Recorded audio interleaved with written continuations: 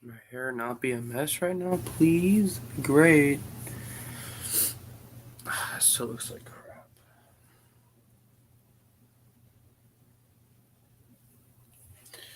I don't have a hat.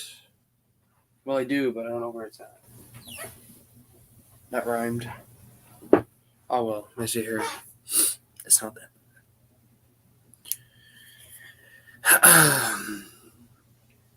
Chris Nelson is here. First viewer. What's up, Chris? How have you been? I started a new book today. I don't hear, like, in the EU fandom, I hear about all kinds of different books. Wheel of Time, Lord of the Rings, all these different books, but I never hear about King. And this is my first King book, The Dark Tower #1. It's pretty good so far. I read some of the synopsis of it, and it seems like it's right up my alley. Dark fantasy in general, and then Western stuff. I'm from Texas, so I have a natural love for that kind of stuff. It's pretty good so far. A lot of religious themes in it. Not themes, but a lot of religious references. And if you can't tell, look over there. I am Christian, so it's kind of cool to see that. I don't know. It's really good. Not really good, but it's interesting. I'm hooked for sure. I want to see what happens next. I mean, it's so simple. The first couple of chapters. Technically, there's only 5 chapters in this, but each chapter is divided up. It's kind of weird, but I mean, it's good. It's weird though, because this is one of the first books he wrote. He was like 19 when King wrote this. I mean, look at that cover though. I don't know. You may not be able to see it, but there's actually a lot of detail on the cover. I think his name is Roland Deschan. That's the gunslinger's name. So there's a talking bird in here, so that's cool. I mean, it's just, I don't know. It's something I think I'll really like by the end. King is known for horror, but this isn't really horror from what I've read so far. So, and I haven't seen the movie. I know there was one that came out a couple years ago. I haven't seen it, so I'm going in blind for the first time. My school actually has the complete graphic novel. I think it's complete. I think it's complete. I'm not sure about that, but my school actually does have a graphic novel version of that book. So once I finish reading the book, I'll probably go read those graphic novels. So that's pretty cool. Can't join a stream about to suffer through the Rings of Power, which would drop right away. I mean, I'm not a Lord of the Rings guy, so I don't really. But I do think it's complete BS that they came out and said, "Yeah, we're not going to adhere to the source material." It's like, then why watch it? You know, it's like if they made a New Jedi Order series or a New Jedi Order TV series, but the story is completely different from the books. It's like, then why watch it? Why make it? What's up, Ethan? How are you? But yeah, I thought that was really stupid what they're doing to Rings of Power. But again, I'm not a Lord of the Rings fan, so I don't care either way. I do want to read that though. I do want to read Tolkien stuff, but only because it's like some of the most well-known piece of literature ever made. So,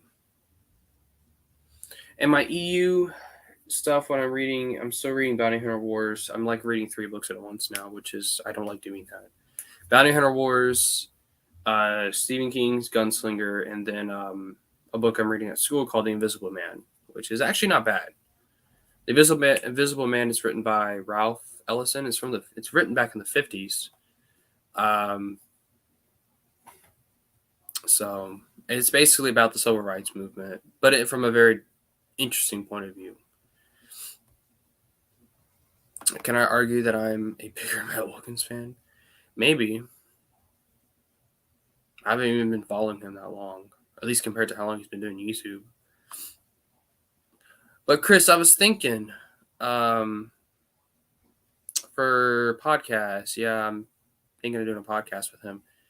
The topic I was thinking is, I mean, you're obviously an older EU fan. I'm a younger EU fan, so I don't know. I wanted to talk about something to do with that. I think that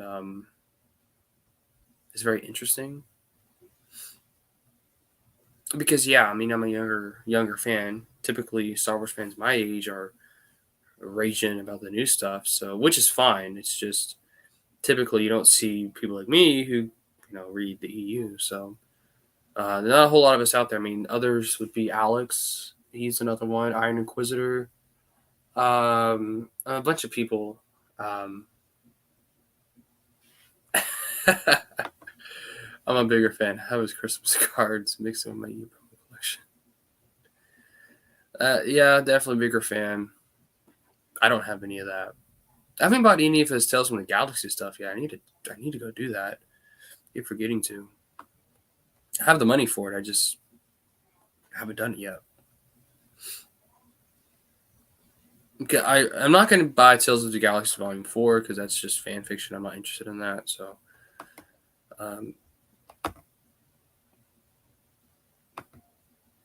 I own all his Tales from the Galaxy except for one. I don't own any of them. Not yet, at least. I do plan on buying it. Hopefully it stays up for long. I probably should buy it now that I'm thinking about it. But in his more civilized age, what do you mean? Technically, I've been on it. I mean, I don't know. Matt said in his update video, I think that came out today or yesterday, I don't remember. And he said, I was watching it today. I don't remember when it came out. He said that stream was, it's not a more civilized age for September, but it kind of is. He's not going to do one this month because of that stream. So it was a long stream. There's a bunch of people on that stream, so it makes sense. I'm such a big fan. I have 2 sets of twins just to be like him.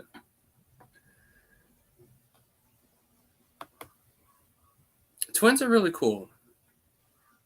I think twins are. It's really cool that Matt has 2 sets of them. Chris, get on his level. He has 2 sets. You have 1. But I'm a bigger Scott Johnson fan, actually. Scott Johnson is awesome. I'm sure I like that topic. I need a. It's kind of vague though. Like, okay, there's Eve. What are we gonna talk about? So I have to write something up. I mean, we can talk about whatever. It's not like that big a deal. But I'd like there to be a topic since it is a podcast. So. Also, I'm going to be you'll like this, Chris. I'm going to be submitting an article to expanduniverse.com about the Crystal Star. It's positive. It's not hating, but I'm kind of like you. I don't hate the book that much. I think there's a lot of good in it. A lot of good that's come out of it. Obviously, it's not perfect. It's issues, but I do plan on coming out. I need to go.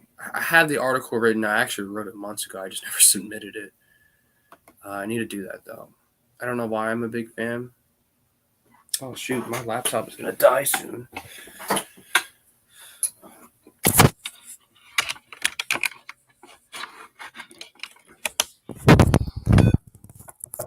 Let's hope that doesn't happen. I disavow Matt. I do, too. I'm a Lance fan. Hey, that's based. More Civilized Age is the name of a book, too. What's it about? Is it like just collections of short stories or whatever? What's up, Marcel? Lance, I have 2 sets, 2 of twin. No way. Nah, I don't believe you, Chris. I'm sorry, I don't believe you. I think you're lying. Just kidding. I say I'm kidding, but I also don't believe it. I mean, I guess it's possible. It's just really rare. I guess we are Star Wars fans, so maybe that's why. There's 2 sets of twins in the in the Star Wars universe. Luke, Leia, Jason, Jaina. Maybe that's why. Maybe I'll have twins just because of that. If I ever have kids, God willing. But really not thinking about that right now, of all things. Too young for that. I don't even know if I want kids. I mean, kids are. I think you can attest to this, Chris. But kids are a hassle. Whoops, they are a hassle. I'm a hassle. I'm just one guy, and I'm still giving my mom trouble.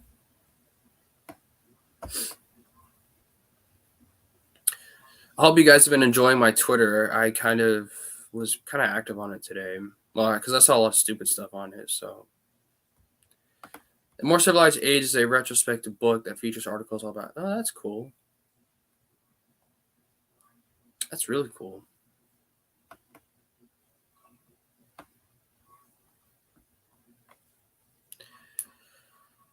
I don't know how long I'm gonna go live for. I need sleep. I'm actually really tired right now. But I'm trying to stay up longer so I can go to because it's too early to be going to bed right now. So Blue Pig is here. What's up, Blue Pig?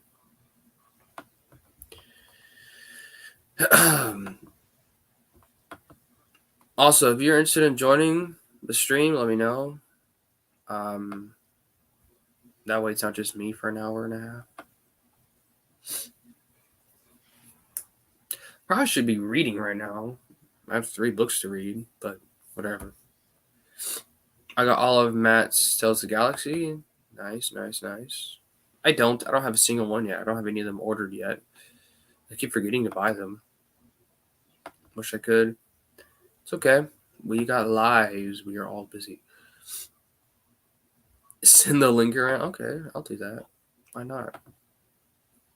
Oops, I always hit settings when I'm trying to share. It's invite. I still haven't figured this freaking app out. Control V. Bam. So whoever wants to join can join. It'll keep me awake. Bounty Hunter Wars is pretty good so far.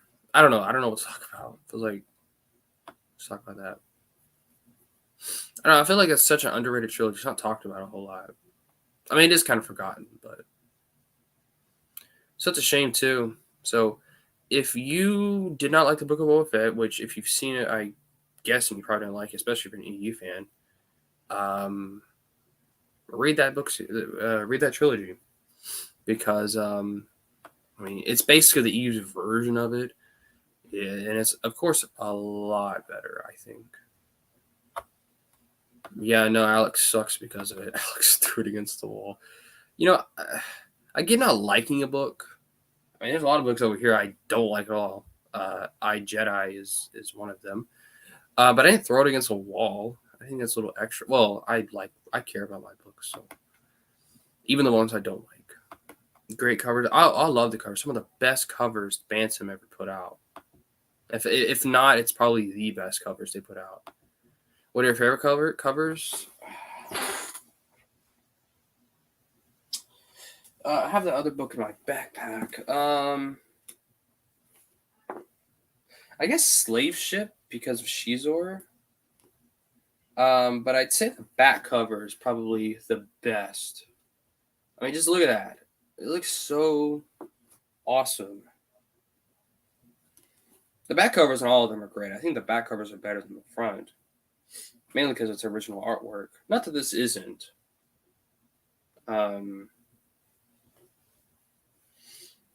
They're all really good covers. But I think I prefer the back covers more. But I mean, in terms of front covers, actually probably hard merchandise. I mean, not hard merchandise. Mandalorian Armor. That one I think is the best in terms of front covers. I'd say that. There you go. That's my favorite. I think he was doing it for dramatic effect. Nah, I think he actually did it.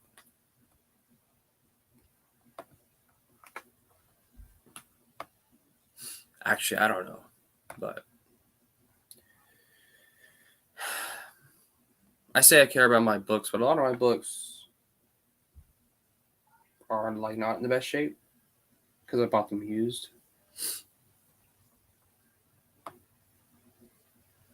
What I really want though is I want the hardback for the Jedi Academy trilogy. Because I have the hardbacks for the Thrawn trilogy, but I don't have it for Jedi Academy trilogy. They're like the SFBC. I want that hardcover for Jedi Academy trilogy. I've been looking for it. But I hate buying hardbacks online because I'm afraid the dust jacket's not going to come with it. If there's no dust jacket, I don't want it. I want the dust jacket with it because that's the cover art. So, and you may be like, well, how'd you get the Thrawn? I found it in a used bookstore by chance, and it's in great condition. All three of the books are.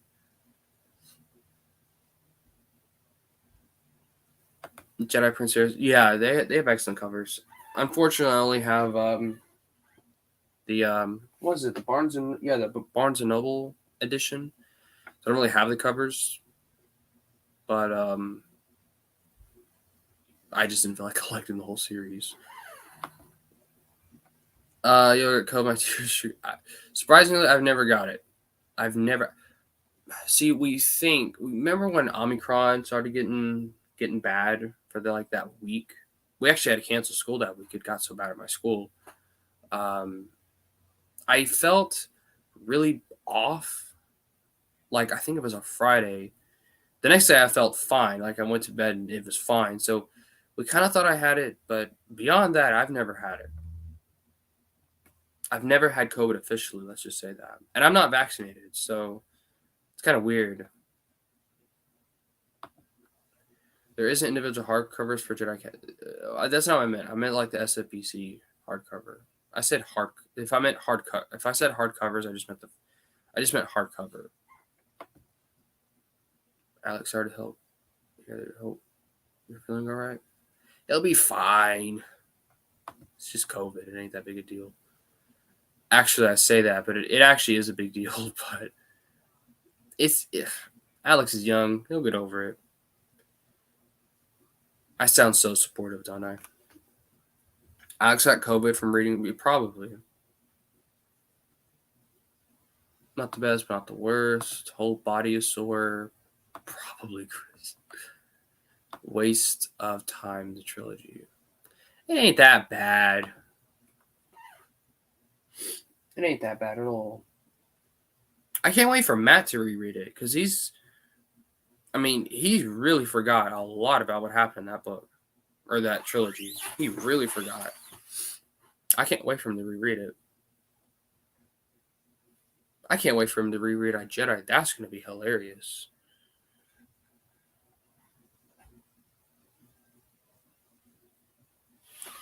Slave ship will give anyone COVID? Really? Boba is a Gary stew. Really? Because I remember the first book, the first freaking 50 pages, he's almost dead.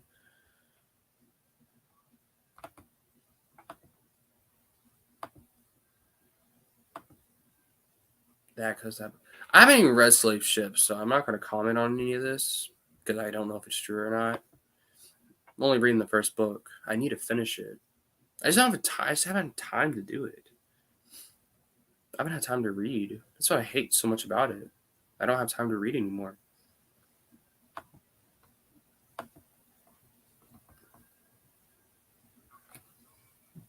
And it's weird. Most of this I read during COVID, so I had all kinds of time to read. But now I have, in-person school, and I have a job now, so it really makes it a lot harder to find time to read.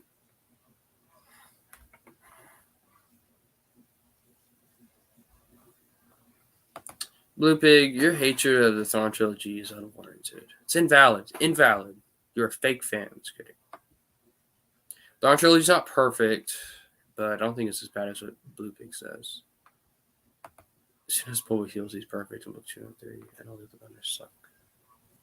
Prop him up. I'll say they suck. Dengar's pretty good, at least, from what I can see, what I can tell.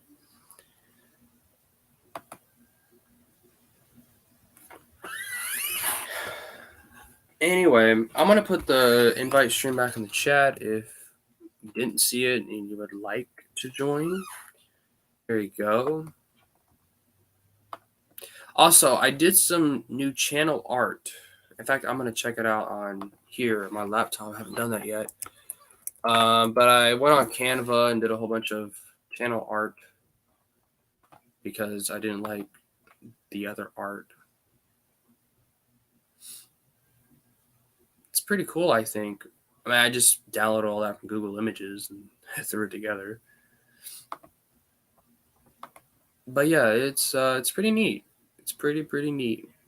I like it a lot. So if you haven't seen my channel art, there you go.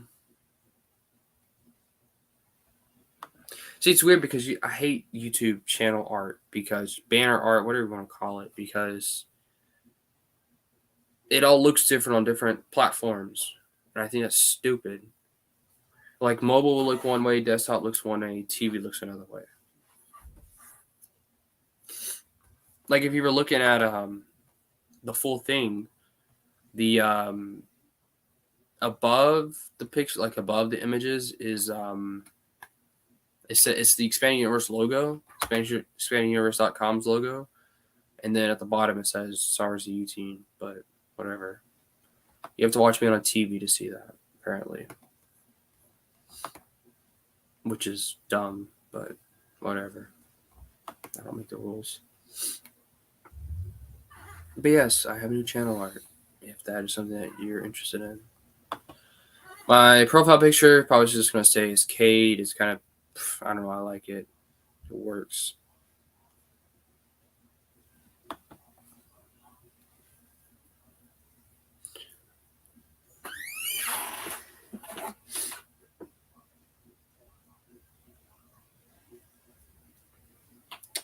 Oh, people are joining. Join the stream. Someone join the stream.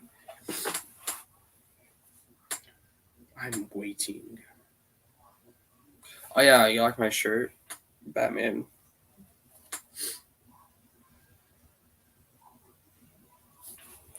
Man, I gotta do stuff tomorrow. I gotta go to school tomorrow. That sucks. It is Friday. I do have early release, but still sucks. What to talk about? Supernatural Encounters is coming out soon. So I really wish I could get I wish I can get it in print, but I don't feel like giving Joe $50 for a book, especially if it's practically fan fiction because it's not official. Alex, I see you, but I'm intentionally not bringing you on stream. So you're out of luck. Just kidding. Hello. Here. Do I sound like a robot? Yes, you do. Dang, that sucks. I don't know if it's because you got COVID or your mic sucks. I don't know. I got a blue ball mic, sir. It can't be Well, my mic. blue. It's my internet. Your blue ball mic sucks. No, it's a good mic. I just got. You need to fix your internet, or at least go closer to your router. That's true. But I can't leave my room, and it's in the living room, so it's kind of not possible.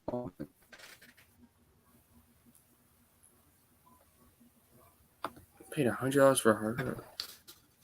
I mean, why? Like, I'm not paying that. I'm sorry. It's ridiculous. Supernatural Encounters is official. The question, maybe the concept of it is like, yeah, it was officially allowed, but since it never was released, it's not official in that regard. It won't be officially published. Well, just like with it doesn't necessarily do anything. You can just since it's 14. Alex, you sound like a robot. Like, and it's bad. It's bad. Dang. So I think I'm gonna have to kick you out, Alex. Bye. I'm just kidding. Yeah. Just I don't know. Do you have a phone? Hold on. What are we doing? Bye, Alex.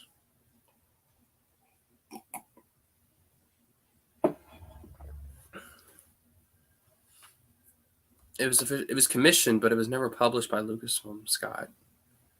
So it's like Heart of the Jedi. It was commissioned by Lucasfilm, but the printing of it wasn't official.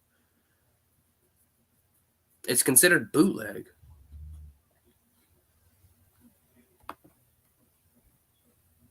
So yeah, it was commissioned by Lucasfilm. Yeah, I agree with that. Officially commissioned, but it never released. So it's more on the lines of Heart of the Jedi, which is fine. I'm not opposed to that.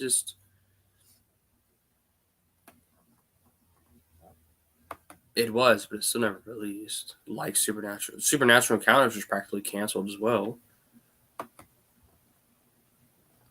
If Del Rey is not publishing it, it's not an official book to me.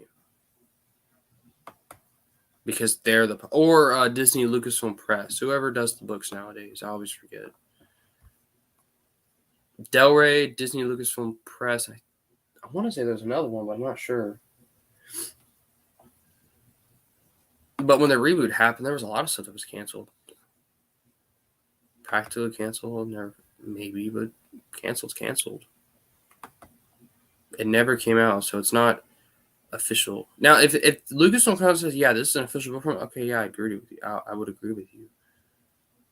But it's not gonna be canon within the EU. It's not. It may fit in the continuity like Heart of the Jedi does, but it's not canon. If you want to treat it as canon, that's fine. That's your prerogative. But it's not. It's technically not canon within the EU.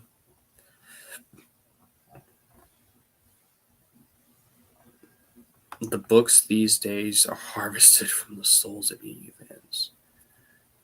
Lucas will never call it official. I know. I actually think Leland Chi did say that was something that they may do, but that was a while back. I don't think that they would do it anymore. It wasn't canceled. It's because the reboot happened. The reboot canceled a lot of things. I wish Supernatural Encounters was official. I wish it was canon. Don't get me wrong here. But it wasn't. It's not. I mean, I hate to say that. It was approved. I know it was. I know the history of that book. But it never came out. Officially speaking.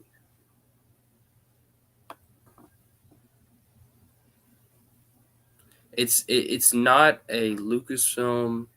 If it's not published by Lucasfilm themselves or Del Rey or Lucasfilm Press, I wouldn't call that an official book from Lucasfilm.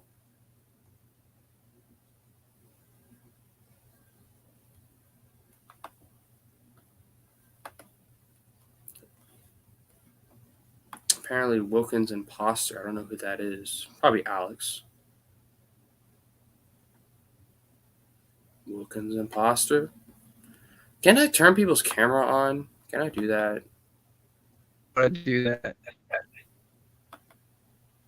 Who is this? Is it Alex? It is Alex. Okay. Am I better? A lot better. Oh, okay. I am using my phone now. Coming out. What do you mean officially speaking? Like Lucasfilm is coming out and endorsing this. It's an endorse the Lucasfilm product.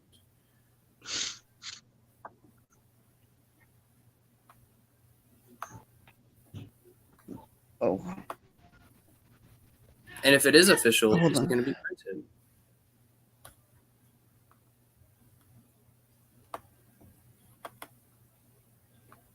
I'm not trying to be rude here, guys, but I'm unconvinced. Though Chris probably knows more than me. You come on stream. I mean, I'll repost. I mean, here's the link if you want to come on. Again, maybe I'm wrong. Maybe I'm wrong. I hope I'm wrong. How about that? I want it to be official. Still not paying $100 for it, but we're about to have a debate over I mean, am I gonna read it? I don't know. Should I read it? Probably. Alex, are you gonna read it? The Supernatural Encounters? Yeah. Yeah, of course. I don't But like Joe to Bongiorno. read these. Yeah, it is Joe. Joe is awesome. I haven't checked Star Wars timeline in. It actually hasn't been that long. Mm.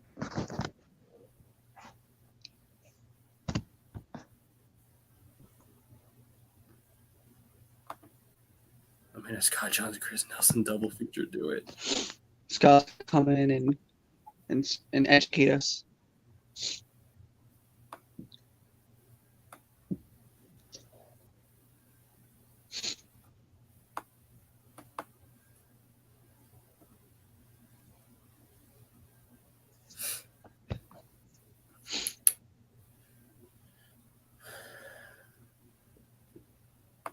From what I know, he should. I don't know. Again, I'm a new EU fan, and he's been working on that for. Jeez, it's been years. It's been a while. Yeah, I don't know much about it anyway because I just haven't been interested.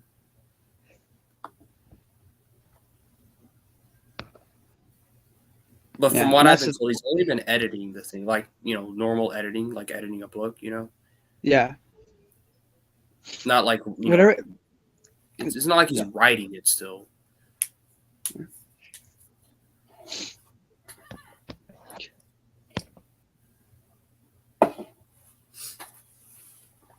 I hope I hope this is official, meaning like Lucasfilm is officially licensing it. That would be cool. I don't know if that's what's happening, but I mean, it was originally planned before Right. everything came down, so it would be just like Heart of the Jedi situation, where it was like approved everything. Yeah. Well, I mean, everything was done. It would have been an actual story, but because of outside events, it couldn't come out. But therefore, there's nothing contradictory about it that wouldn't fit within the continuity. Right. Yeah. Chris says it's already commissioned and licensed. Nothing more is needed.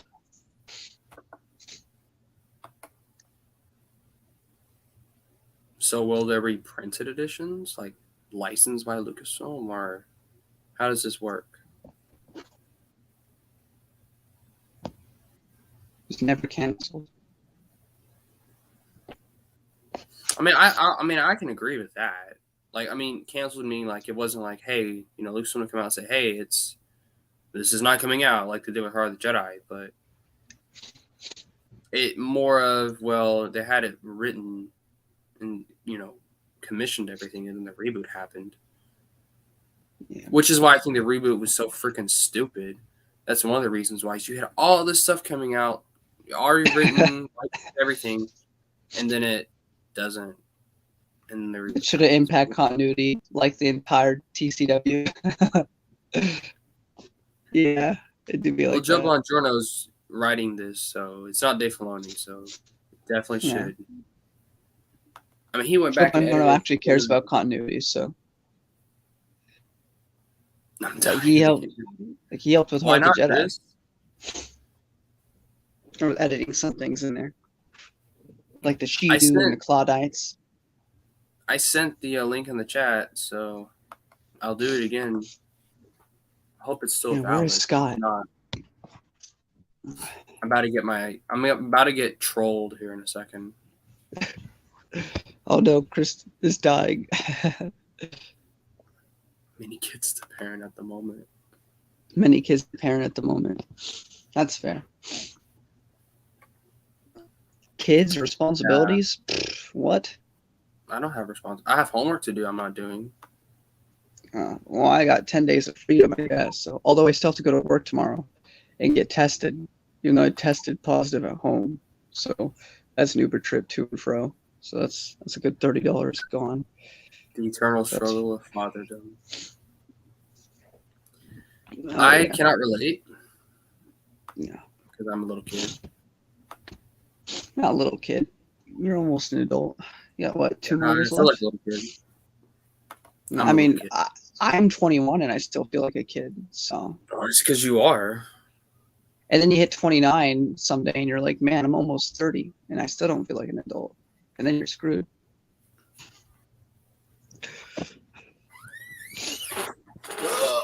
Bro, you need to change your profile picture. Put it to something funny like Matt Wilkins or something. Yeah, that's fair. I tried to edit the but I didn't do it.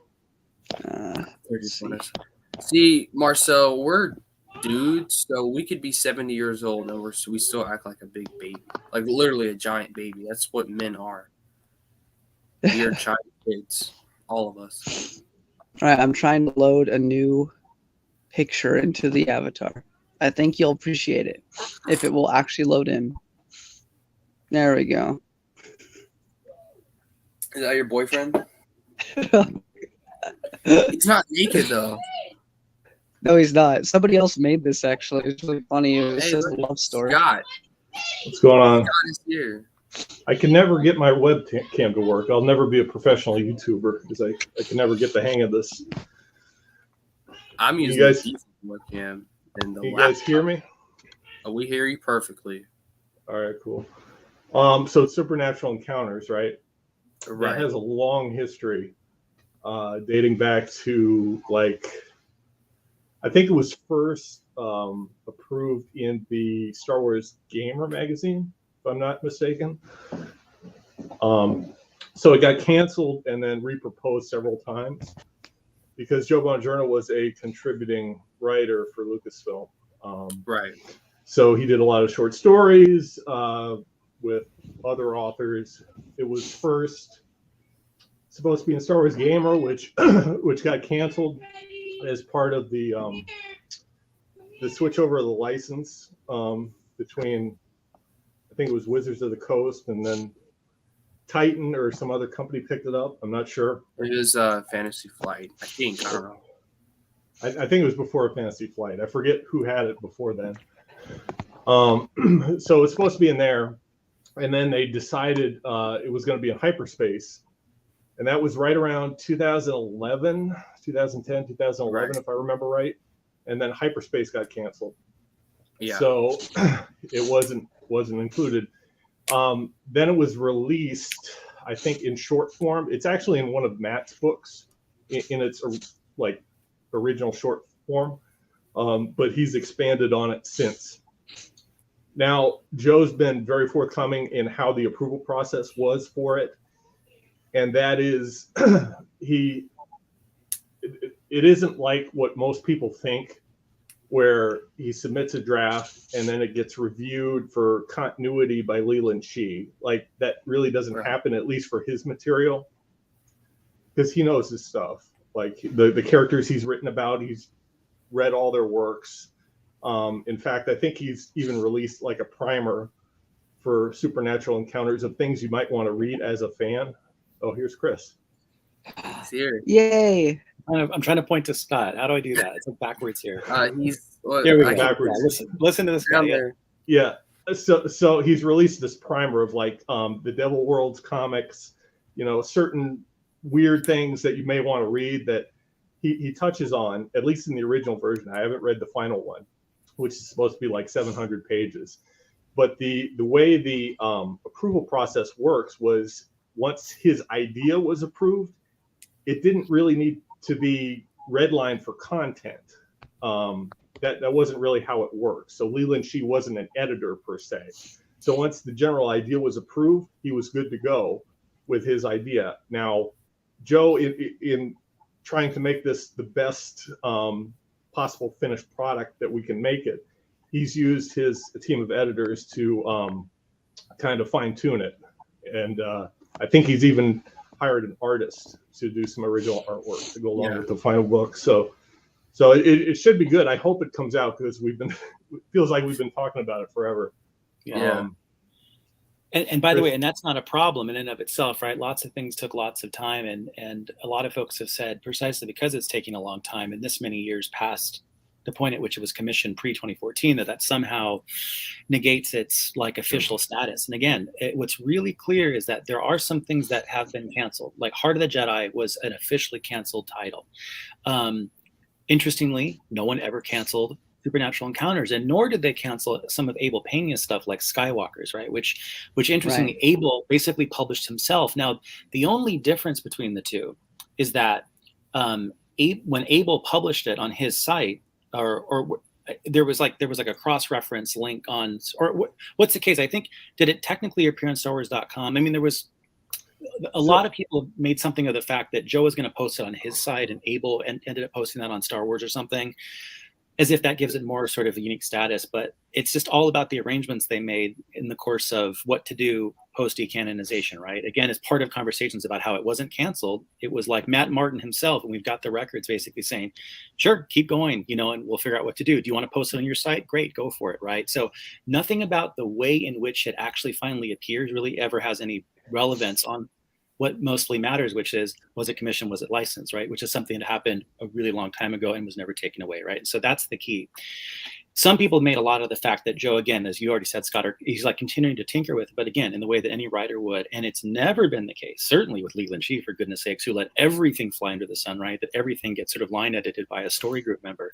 No, as Scott said, the broad stroke sort of, something Lucasfilm commissioned and agreed with, and it's going to come out eventually. It's that simple. It's official. And I think the saddest thing, and by the way, I don't mean to come on strong about this, but what's so sad is that at a point, this many years past decanonization, where we're so hungry and desperate for things, right, that are official EU, here we have something, and ironically, as a fandom, we're like rejecting it, right? Like, no, this is an official continuation, and to my mind, might actually be the last real thing we get. So I'm so excited about that. So yeah, it's like the real deal. And I think the thing with Joe has put up a good fight. I think he's done fighting about it. He's said everything he needs to say about it, right? But the paperwork's there, the legal contracts, the extent he can like that stuff public are out there. There's the paper trail, there's everything else, right? The one thing there isn't is a paper trail saying it was canceled, because it never was, right? So yeah. Anyway, No, sorry. it I guess just about that is true. Like, it was never officially canceled. Right. I mean, it's not that I disagree with any of y'all. I don't want to say that. I mean, y'all know about it more than I do. Y'all keeping up with it as a lot longer than I have. So like, I mean, theoretically, if he were to print it himself, would he be allowed to do that? Yeah, it's his work, and in fact, he has the paperwork showing that he has the authority to post it. I think he waited 3 years just to be absolutely sure that they were not going to post it on StarWars.com, which is what they originally set up to do. Yeah. Right. So he released the emails that has discussions with Pablo Hidalgo, and I think there was one other person from, I think it was Matt Martin, about how they were going to post it to StarWars.com. And there was a period of time in early 2015, I want to say, this is post, reboot, where there were some things published. Abel G. Pena, I think it was Lone Wolf. There were some minor short stories that were posted on StarWars.com. And Supernatural Encounters was supposed to be the next one, but they wanted to break it up because it was so long to different sections to kind of drag it out a little bit. But at some point, they decided, it never happened, and he didn't get notification that it was canceled or anything else. And I think he released something showing he even had permission to post it on his site, that they were okay with that. Yeah. So it's official, and despite what everybody says, I will argue that till the cows come home. Yeah, the Abel Pena comparison is really critical, because a lot of people have made a big distinction over the fact that, like, and I forget the particulars, but I think you're right, Scott, that Abel had this thing just like Joe, was meant to go here, didn't go there post 2014. What do we do with it? Oh, it'll either get posted at StarWars.com or sort of cross-posted at Abel's site and Star Wars, and there'll be a reciprocal link. So a lot of people have made a big distinction over the fact that, like, Joe ultimately wants to publish it just on his site, right? And it's like, again, so what? It's like Lucasfilm doesn't publish anything, right? Licensees and authors and stuff publish that stuff. And again, same with Abel. Ultimately, it was up to Abel, post-decanonization, with the commission work that was never canceled, to finally get it done and put it up, which is what he did, which is what Joe is doing. It's just that, like, there's a lot of years have transpired in between, and I guess that really matters So right it's in the mind of it's people. sort of like, because I know that there was like a Han Solo comic, like a one-off release shortly after the reboot. I think Matt showed in one of his videos. I don't remember the name of it, but so it's kind of like that in a way. It's No, official. It's licensed. It's just released a lot later. the I the mean, Han, the Han Solo book was something he found out later that he missed, and no, it no, was it was a comic. I don't remember exactly, but like because there was Legend stuff released after the reboot, right? yeah, Old Yeah, so Republic, it's and sort there of were a like couple. that in a way. It was supposed to. It was supposed to be posted on StarWars.com, and Joe has the backup for that. And Well, he yeah, I has. do remember It's reading something different. about. First of all, real quick, Blue Pig, don't make too much out of this. This, I made the cute point that Lucasfilm doesn't publish things, and Blue Pig is saying, well, they technically do in some cases. My point is that what makes something official or not is not the medium in which, or the particular licensee or company that puts the thing out. The question is, it's official if Lucasfilm says it's official. Lucasfilm commissioned this piece and never canceled it, right? Thus, it's still. I mean, that's the key, right? You don't need to really go any further than that. No, but to your point, Lance, I think what you're getting at is, yes, April 25th, 2014 comes, but there were a number of things that were still sort of in production, right? Yeah. Legacy comics, those Han Solo one, in fact, there's things as late as 2016. Egmont, a UK licensee, were publishing reference guides that are purely sort of legends based as late as 2016. So the April 25th thing, people make way too much of, in my opinion, right? It's much more, and I've made a video about this years ago. It's always much more about what did Lucasfilm say about it, right? So Legends stuff comes past April 25th. And why is it Legends? Because Lucasfilm didn't say it was part of the new canon, right? It was part, you know what I mean? Why is Supernatural Encounters official? Why is it?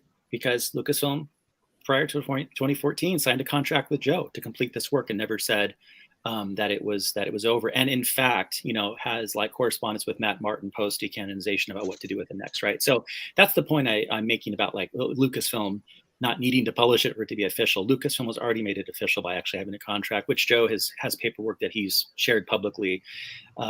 So yeah, that's the key. Yeah. Well, y'all have converted me. Okay.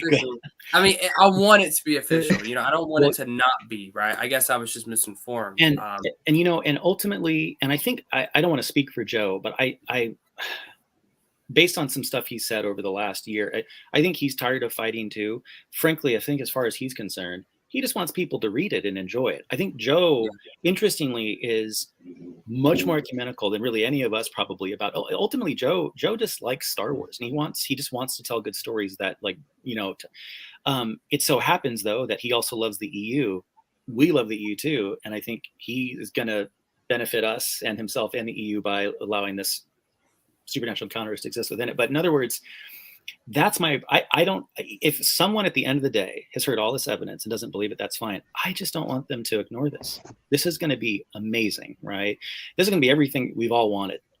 So I would just hate for someone to think, oh, well, it's not official, or it was technically canceled, or it's not getting published by Lucasfilm, thus I'm not going to bother with it. Oh, that would be a real shame, so. Yeah, it's almost one of those things. It's like it doesn't really matter anymore. Like those who know the history, and those who don't know are arguing something stupid. But it's just one of those things. There's a ton of like things that are lost in production that were completed but were never officially released. It's just one of those things. And the story isn't going to have anything impactful for the EU. I mean, it's not.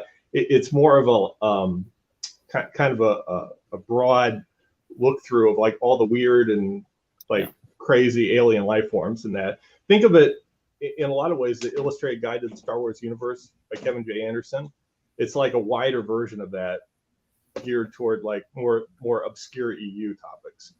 That's basically how I look at it. When is it set? Does anybody know? The beginning.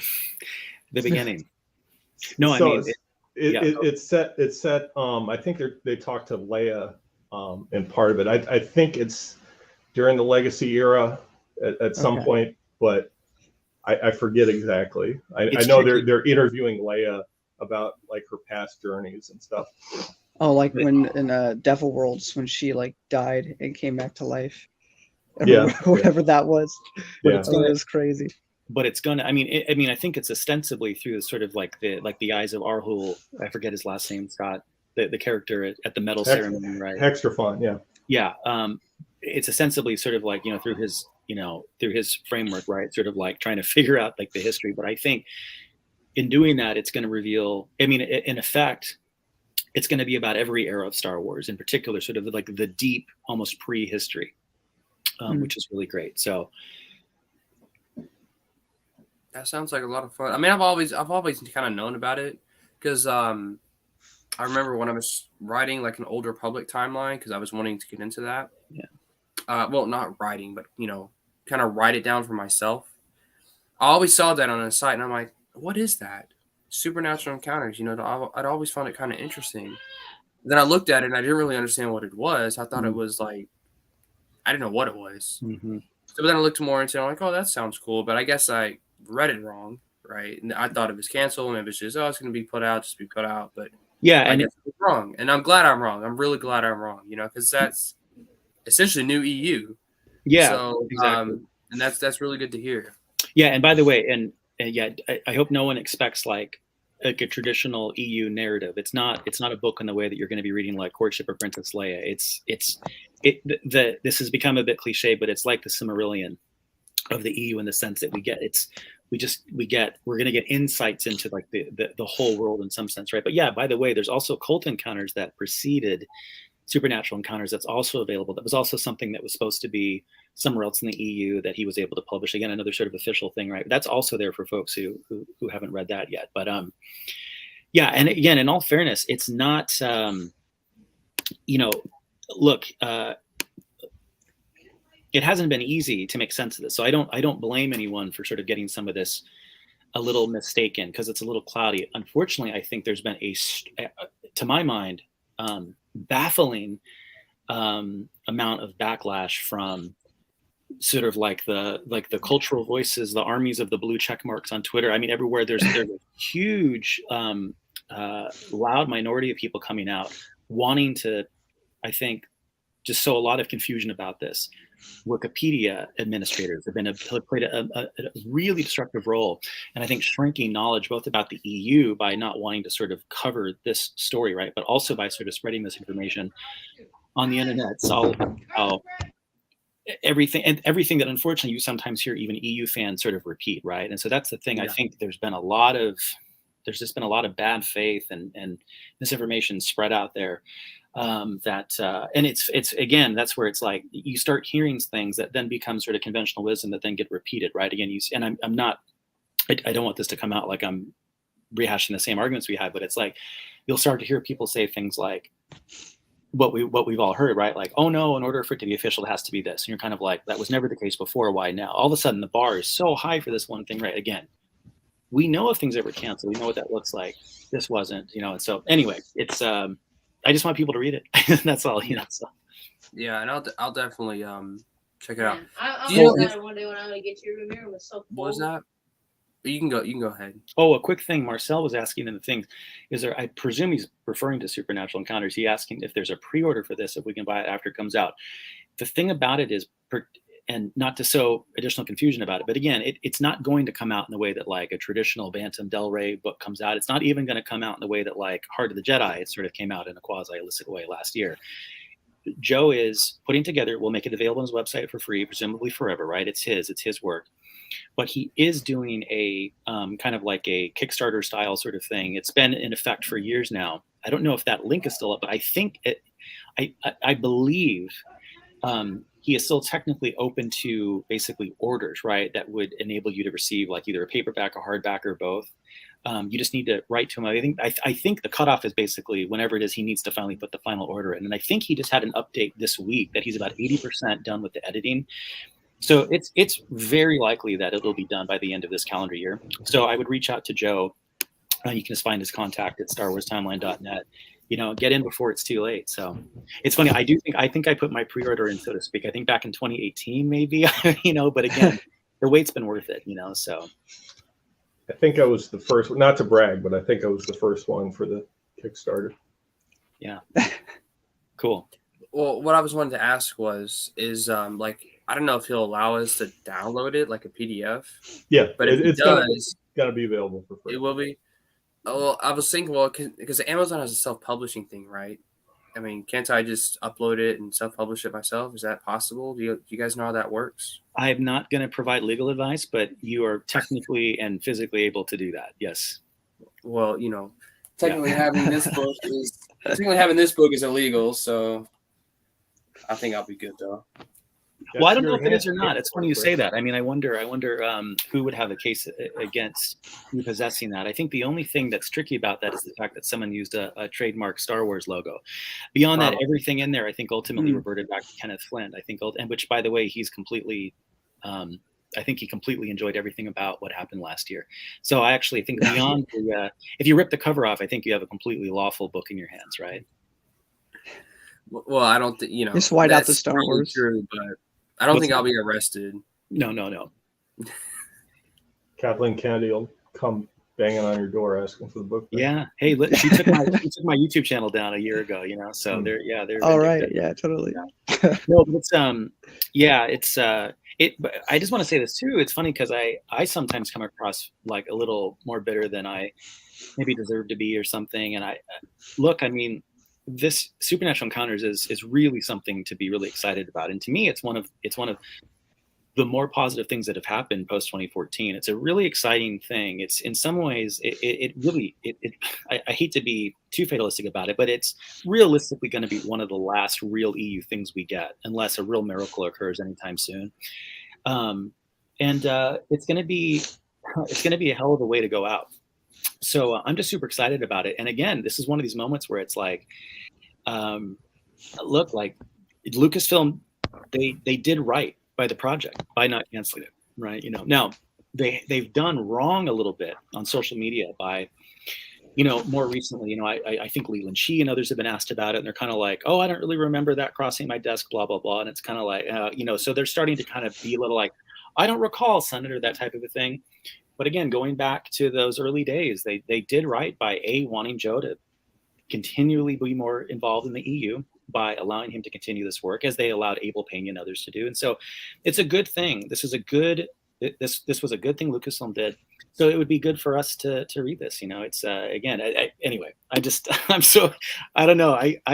As Scott knows, I get so fired up about this. We had some good discussions on Matt's channel about this, and this rose to the level of Scott and I getting legal threats from Wikipedia administrators, because we apparently we're so passionate about this. If for folks who don't know, Wikipedia is threatening to sort of shrink the total knowledge about the Star Wars expanded universe, precisely because of the myths that have been perpetuated about things like Supernatural Encounters not being official, right, and thus not being worthy of being covered on the encyclopedia. It's very, very weird, dangerous time right now. So there's almost a cultural duty to regard this book, to at the minimum read it, right? Because the forces, the blue check marks and the official authoritative people that gatekeep the Star Wars community are trying to prevent you from enjoying this book, right? But I think it's going to be so enjoyable on its own. It has the added benefit of also being official EU, right? So that's the cool thing. With that, I'll finally shut up. So I talk all day.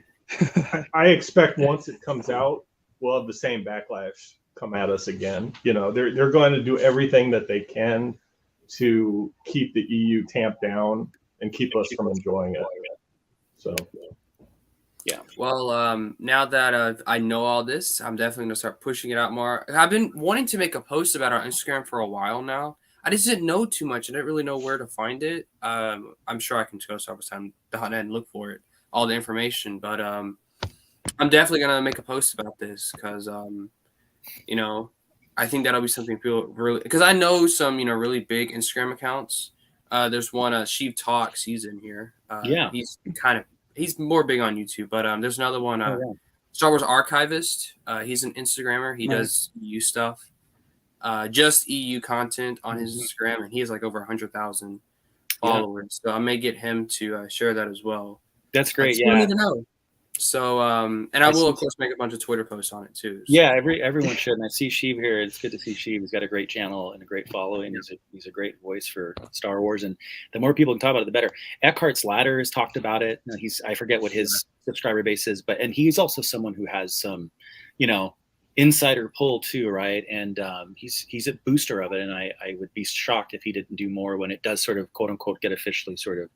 It's not going to get released. It's going to get finally, ready to go, right? Ready to be posted to Joe's site, right? So we should be careful about the language we use, right? But yeah, I mean, spread the word. And actually, Joe's done a really cool thing this year by putting out effectively sort of like a pre-reading list, right, to get ready, and it's a pretty funky, I say that in a good way, list. I mean, it's not just some sort of like things like, make sure you're up to date on the sort of the quasi-canonical sort of, Alan Moore Devil Worlds Marvel comic run, but like read like Willow, the Shadow War Chronicles, read what are some of the crazier things, Dark Crystal. I mean, so that Seventh Tower, right?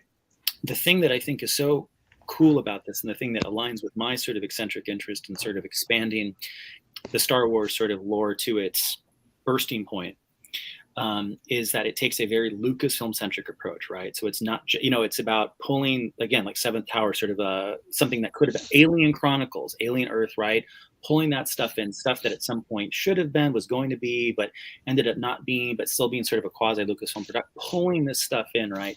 So he's really sort of excavating every nook and cranny to bring it all together, right? So it's that's what's going to make it sort of like, again, if it's going to be one of realistically the last things, it's going to say everything, wow. So, cool. So anyway, you can start promoting that, promote the pre-read list, you know what I mean? Get people. Yeah, I will, sure. Blue Pig, it'll probably put on Amazon some way, shape, or form. So for sure.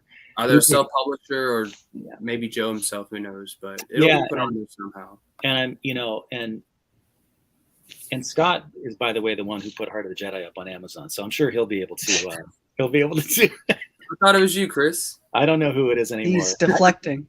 Someone's putting on somebody else. Scott might have been my alter ego. I might have just got out of bed personality. In a strange dream and just upload that to Amazon. Scott, middle of the night. Scott's out there telling people I'm Hand of Thrawn 45 too, but oh, by the way, Alien Chronicles does fit with the EU continuity, in my opinion. It is part of the broader expanded universe. And I think that I had a kind of a change of heart a little bit. Actually, the decanonization slightly opened up my mind to pulling just a little bit more in a way that I would have been very rigid about pre-2014.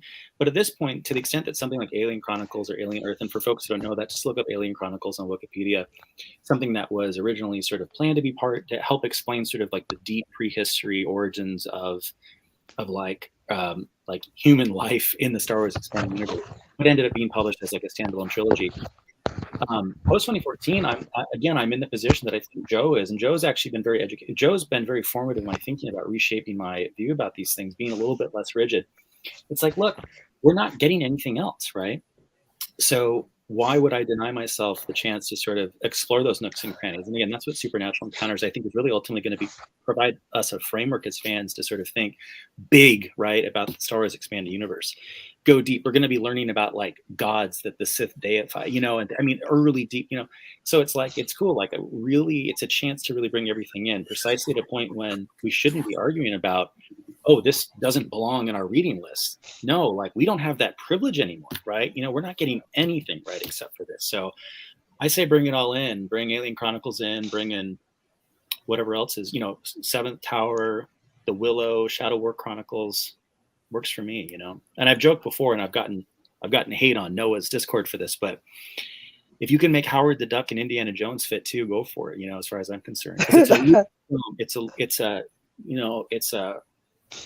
one big vision, right? And Joe's one of the voices who's helping us make sense of it all. So everybody gets crap on Noah's server, though.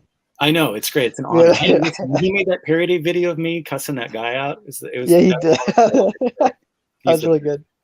And the other thing about the work is that you kind of have an unreliable narrator thing going on, where it's his recollections of what happened in the past. So even if you don't accept the Seventh Tower, the Willow, all that extra stuff, and you think that's kind of fan fictiony, even though some of us might love it, it's more like take it or leave it. It doesn't actually have to be true, but this is a way to connect it if you want. So. This isn't like definitively, the Willow is part of the EU. It's more like it's his recollection of things, and take it or leave it. And I also I don't want to overhype this at the same time, because it's not the same kind of story as the Heart of the Jedi is. So don't expect that. Absolutely. It's more of a deep dive into the EU, and I couldn't suggest it more, but really read those primer works that he talks about, because you'll get a lot more benefit out of it once you read the story, if you're familiar with all that. It's not essential, but if you read some of those, you'll probably get more out of it. So with Cult Encounters, I thought that was just like a first draft released online for free. So what is Cult Encounters about? So it's a duology. Mm-hmm.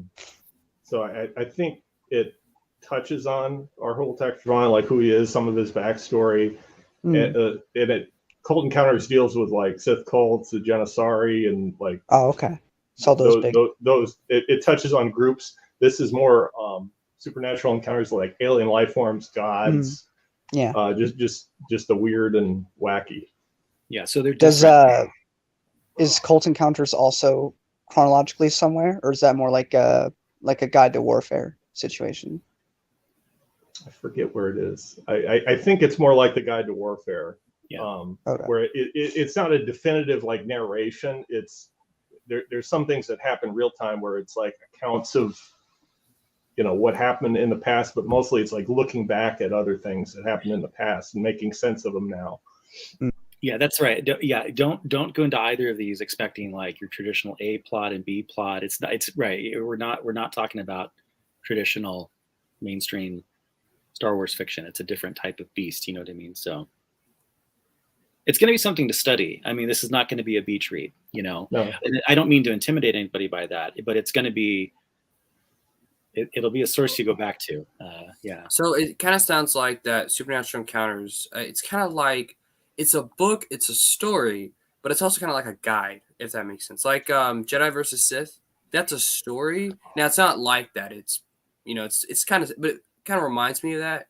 Jedi versus Sith: The Essential Guide to the Force. It's a story. It's written from Tyon's perspective, but it's also kind of works as a guide, if that makes sense.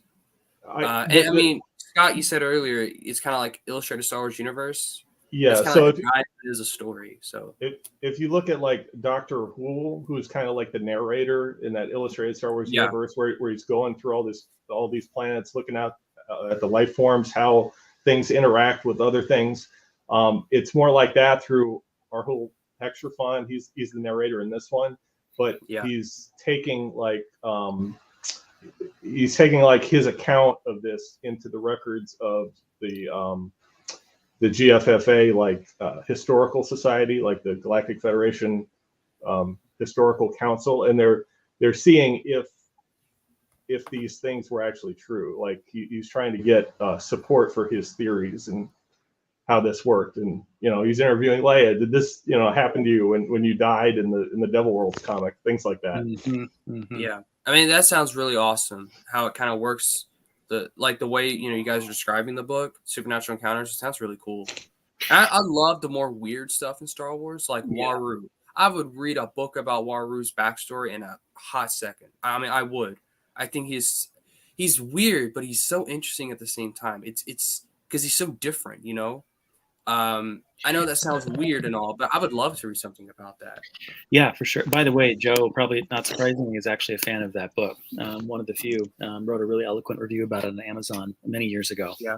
But it's definitely a look into the weird. And I forget this now, Scott, but do you remember one of the major, it's a non-Star Wars platform, but one of the major creators, it might even be like in Dungeons & Dragons. I hope I'm not like completely making this up, but I remember this came up in this stream that I did with Matt after the stream that we did, right? Where we were talking with some of the editors. It's funny, there are like people who want to include things that Joe has introduced effectively into the Star Wars lore into like their like platforms. Like it's like a Dungeon and Dragon type thing. Like someone thought it was so cool, they want to work it now. They want to take some of this Joe created lore for the EU and put it in their RPG games. I mean, was it just Joe's thoughts or stuff from Joe's previous work? I think it's something from like one of like the first draft of Supernatural, actually, something like that. I need to go back. I should just shut up. I don't want to like make any more confusion out of this, but it's just to say that there's a lot of weird stuff and a lot of cool stuff that's already sort of been making a splash, which is, by the way, why it's so sad that there are tons of Star Wars fans that don't want this to be the thing that it really is going to be. It's going to be a big splash. It's already having an impact even outside of Star Wars, right? But ironically, is being sort of, people are trying to convince others that it's not like even part of Star Wars or something, right? It's really fascinating. And by the way, the cool thing too, for anyone who is absolutely unfamiliar with this, is the sort of the main narrator here, the Arhul character, is a character from A New Hope, right? He's at the Yavin medal ceremony. He's behind Leia, holding the medals that are getting handed out. And the cool thing is the actor, Nick Joseph, is still floating around, has been in touch with me on Facebook. So he's out there. He's also in touch now with Joe's editor. So it's really cool. So he's someone who is going to himself, the actual character this thing is ostensibly centered around, is out there sort of pushing it to, which is just another really cool thing. That's Again, really cool. if anyone doubted that this is connected to Star Wars in a big way, the guy who actually plays the character in the movie is out there actually boosting this, right? So, I mean, it's just so cool. I kind of want to share what the person you're talking about. This guy Yep, right here. Exactly. That's Nick Joseph. So, yeah.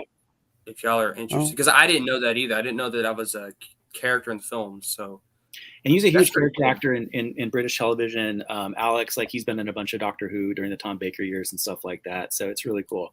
Oh, really? That's cool. And I love it when That's the awesome. EU does that. Yeah. Like when they take, background characters or ships or whatever, and they retcon it as like Tycho Selchuk's X-Wing or the Chimera or a whole bunch of other things. I mean, I think that's really, really cool. So anytime you get to peek in the background, that's why to this day, when one of my like Desert Island EU books, just to pick any of the Tales books, you know what I mean? Like Jabba's Palace or Mos Eisley. I mean, just that was so cool to me back in the day, just to be able to actually get that insight, right? yeah, that's truly expanding the universe, right? So yeah, that's really cool. I mean, it really blends the films and the EU even closer together. Yeah, which I love that. And by the way, Ethan mentioned this. There's an audio version of it coming too, and all I can say is you ain't seen nothing yet. There are some really, really cool surprises in store for that too. Which, by the way, I wish there were things I could tell folks right now that I won't.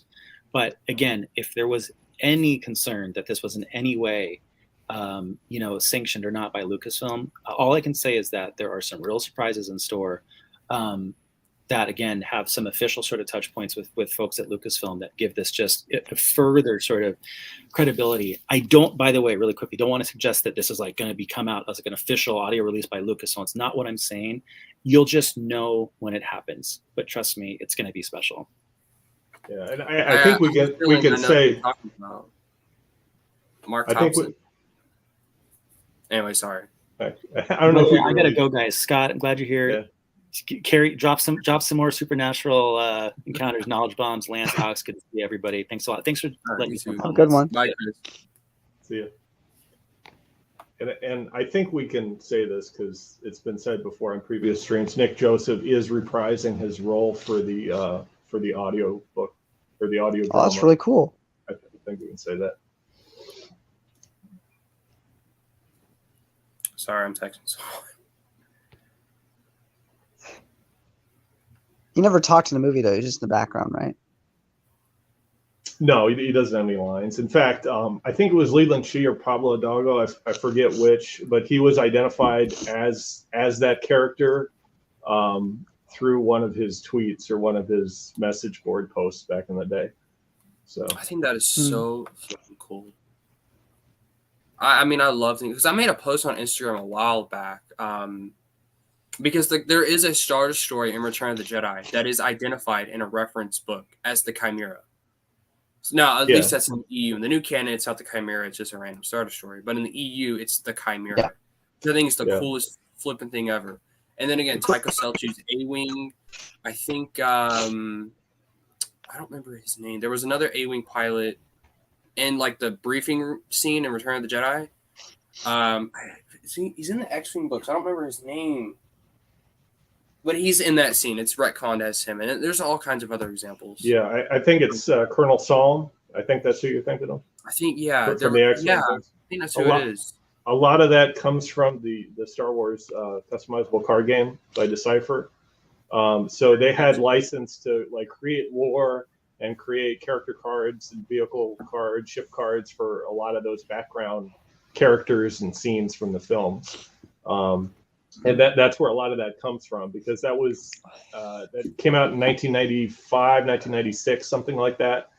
And as they continued with each expansion, there was more and more references to the EU, references to a lot of the books, a lot of the galaxy guides, things like that. And it was really cool because we got a Chimera card, you know, as the Star Destroyer in the second Death Star set, and just a Tycho card and Colonel Salm and all those guys. It was really cool. And they eventually came out with an expanded universe set and Reflections too. So really, I haven't really collected pretty much any of that kind of material, the Galaxy Guides or Weston Game stuff, Wizards, you know, any of that stuff. This is a lot harder to get than the books and the comics. But I want to collect that stuff because I think that's probably some of the most interesting stuff in the EU because it's so lore like packed, and it's just so cool to me. A lot of the stuff I know, you know, like I found out Wikipedia told me that the Chimera was in Return of the Jedi via retcon, of course, but it was still, you know, so, and I know we were kind of trash on Wikipedia earlier, but it's really that I got that all from Wikipedia. So I think it's so cool. I love that. Yeah. Well, I don't know if it's a retcon, but it's like, okay, they know there's like 30 or some Star Destroyers depicted there. And, you know, everybody, once it's in the film, like everybody can go crazy. Leland Shee, Pablo Hidalgo can name all those characters, all those ships. And another area they did that was with the Insider magazines. They did like a Who's Who section in like Jabba's Palace and you know, the cantina scene. Yeah, but I want to show you. Man, this picture is so small. Anyway, I'm gonna share my screen here and kind of show you. There's a specific one. It's from Return of the Jedi. This one right here. I know it probably doesn't look like anything, but that was retcon. I say retcon because it officially wasn't. I mean, when Lucas made Return of the Jedi, he did not intend for that Star Destroyer to be the Chimera, but it was later on said, yeah, that's the Chimera. So, no, that's the image from the game card. So that's where that comes from. Yeah. So, haha, look who's joined. Matt Wilkins is overrated. Oh my goodness, the Wilkins himself. Matt, we were talking trash about you earlier. Got to rewind the stream. We were calling you menace and everything else. I gotta balance it out after all the bullying you've done to me. By the way, the link's in the chat if Matt wants to jump on. Yeah, you should totally. Come on, Matt. What do you got? Children to take care of? Defend wife to your love? honor. Stop being a dad, Matt. Yeah. Be a fan. Stop being a responsible adult and come be a nerd like the rest of us. Who am I kidding? He's probably just reading books. Yeah, I don't know how he reads so fast. Right? Crazy. It's one thing for me. I got my job and books. That's all I have. This guy has got like 4 kids and a job and somehow still finds time to read all this stuff. I have a theory Matt doesn't actually have a job. He just takes care of the kids. And I thought you were going to say the reverse. I was going to say I have a theory that he doesn't actually have kids. I was like, so yeah, they're all a CGI on screen when he shows them. Or there's someone else's kids. That would be scary. How is Chimera Endor? Pelion was on it. It wasn't Pelion and someone else. It wasn't Thrawn yet. Thrawn got the Chimera after Jedi. It was originally, I don't remember his name. It was some admiral, but Pelion was like the captain. And then that admiral was, I think he was killed or he left. I don't remember what happened, but Pelion took over the Star Destroyer during the battle. And then once, of course, the Death Star blew up, he fled, and then he came across Thrawn. That's how I remember it. But Thrawn wasn't. He didn't have that ship yet. Well, Pelion, I think he was on the Chimera. I think he was like the first officer, and he did give the retreat order after Endor for all the fleet to leave. I think that story's in the Truce at Bakura source book and also the Heir to the Empire source book. I think it's in both of those. The story's a little different, but it goes into the backstory.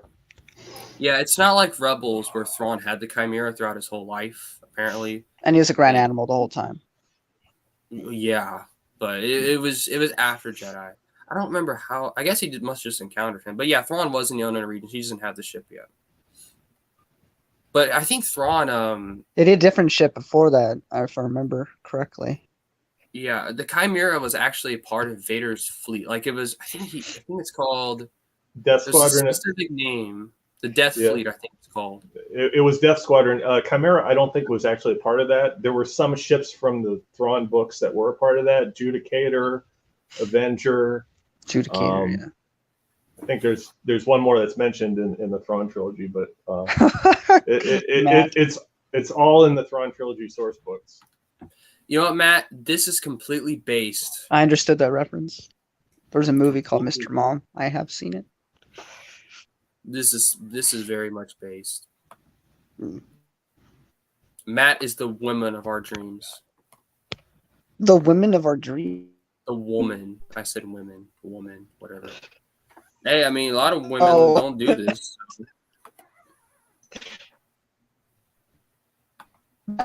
Alex has more speaking time now that you hopped off the stream. Alex, you're so easy to bully. This connection finally works now. We aren't getting static robot sounds. Yeah, what'd you do? Sometimes that works. Oh, We got see, Watt Milkins. as soon as we say that, then. Watt Milkins, what's up? Hey, how's it going?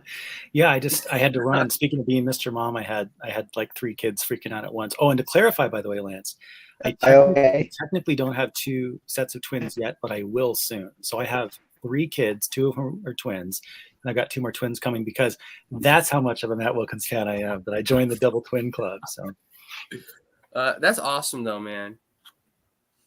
I'm happy for you. Thank you. So sorry about the work. Sorry about the work, though, because you'll have more work. But hey, it's all worth it. Yeah. Hopefully, they'll be well-behaved children. Hopefully. Yeah. Did someone else join? Oh no! What I'm just here to suppress Alex's voice. So here we go. By the way, just going back to the card game for a minute, there was a conversation online that I came across. Chris would actually like, because I talked about this kind of thing with him. There was somebody asking the Players Committee why they don't come out with expanded universe. By the way, mute Alex. That's like super annoying. There was something. Know how to do that. There was somebody asking the Players Committee why they don't come out with expanded universe cards, because there's an expanded universe set, and all the virtual sets thus far, or at least the ones in their current rotation, are based on the Disney trilogy, like Rebels, Mandalorian, and the sequel trilogy. And they got into this whole argument about, like, well, the people that play the game are pretty much my age and older, because the game came out in the 90s, and they're not really interested in the sequel trilogy. They're more interested in the books that came before, like the old EU. And it got the kind of a back and forth. But I think they want to stay in good graces with Disney. That's why they're not doing it. Yeah, you don't want to mess with Disney, unfortunately. I'm gonna mess with the mouse. It's just so silly, because it's a game that there's no monetization value. You know, it's just like a bunch of fans volunteering their time coming out with these cards. Yes, they have the blessing of, Lucasfilm to continue the game, but really, they're just like hyping this new Disney canon all the way, even if it's not well received. And it's just I hate all of this, because a lot of our the people who are winning that card game, or us as EU fans, the EU movement, all we want is more Star Wars. That's all we want, because we like Star Wars, and they have a problem with that. It's like if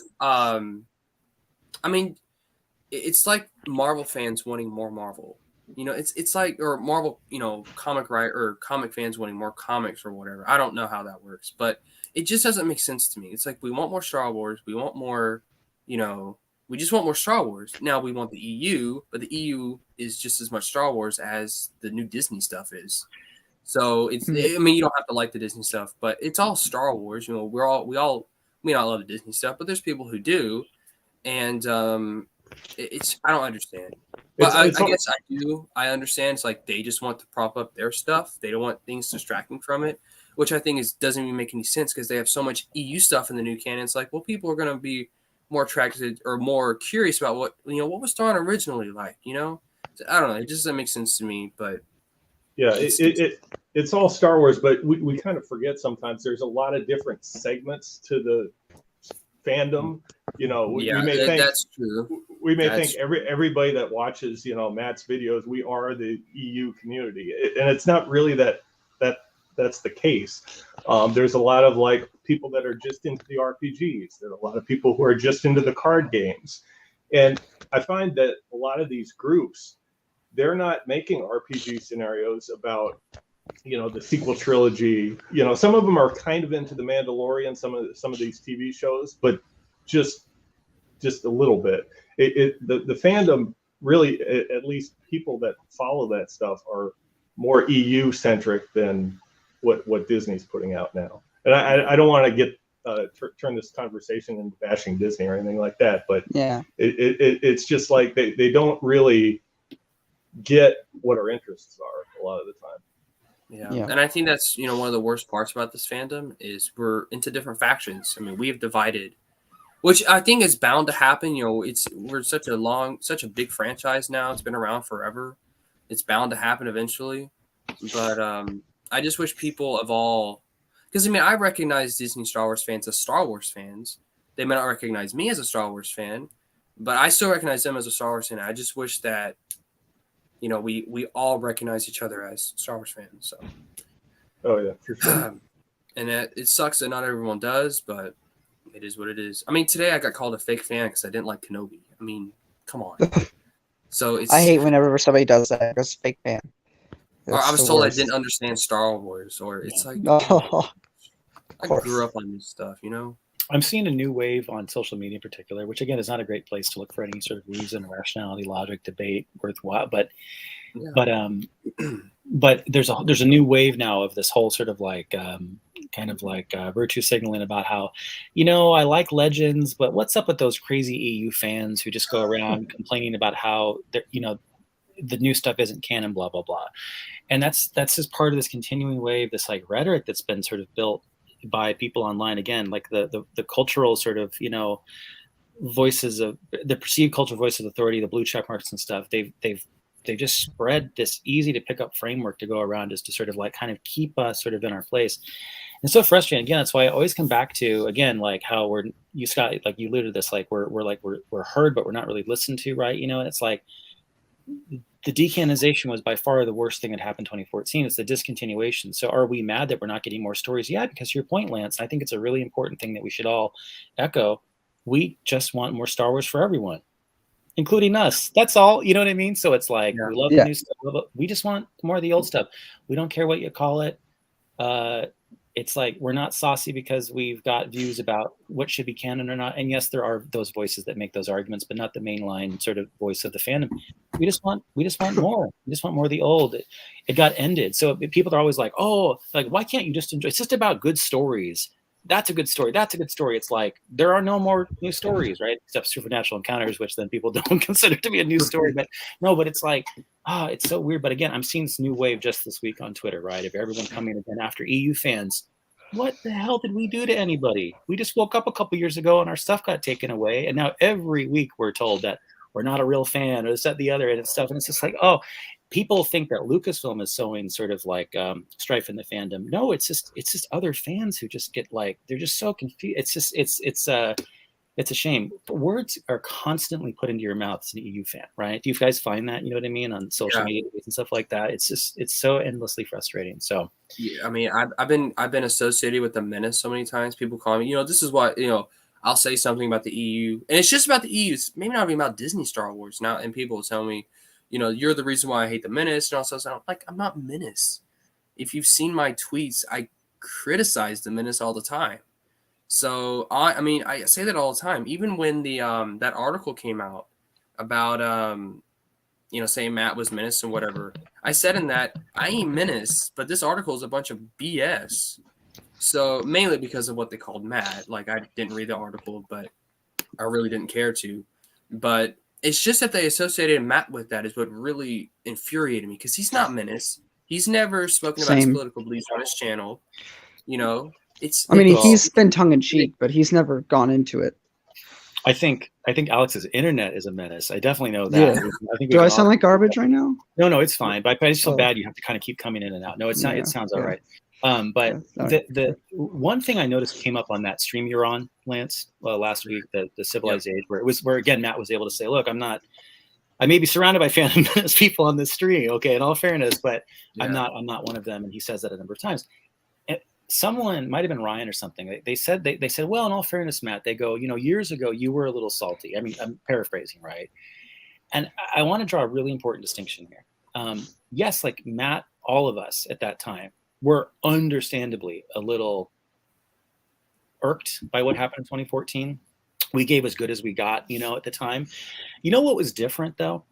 We didn't then become like some ridiculous sort of crusade to sort of fight woke corporate culture, whatever the heck the Phantom Menace stands for. You can never figure out. They're constantly changing, right? You know what happened? You know what Matt did? I think as early as fall 2014, he made a video where he said, "You know what? I've been salty. Guess what I'm going to do now? I'm going to celebrate the EU." And thus began the Matt's Expanded Universe, and now the reread and everything like that.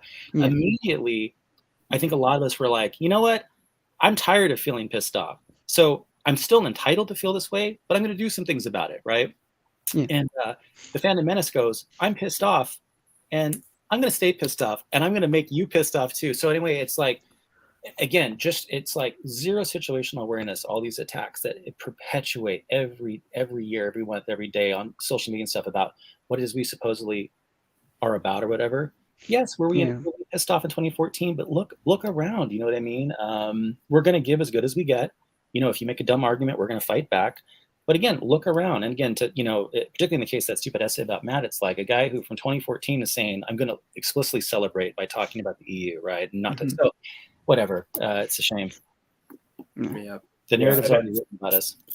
I think a lot of those blue check marks are just those random articles about, the mainline Star Wars fans that they just have to have something to say about the EU, or just have to have something to say in general, because there's not much coming out. There's not a lot of hype around the new shows or new video games, new books. I think they're saying something just to say something.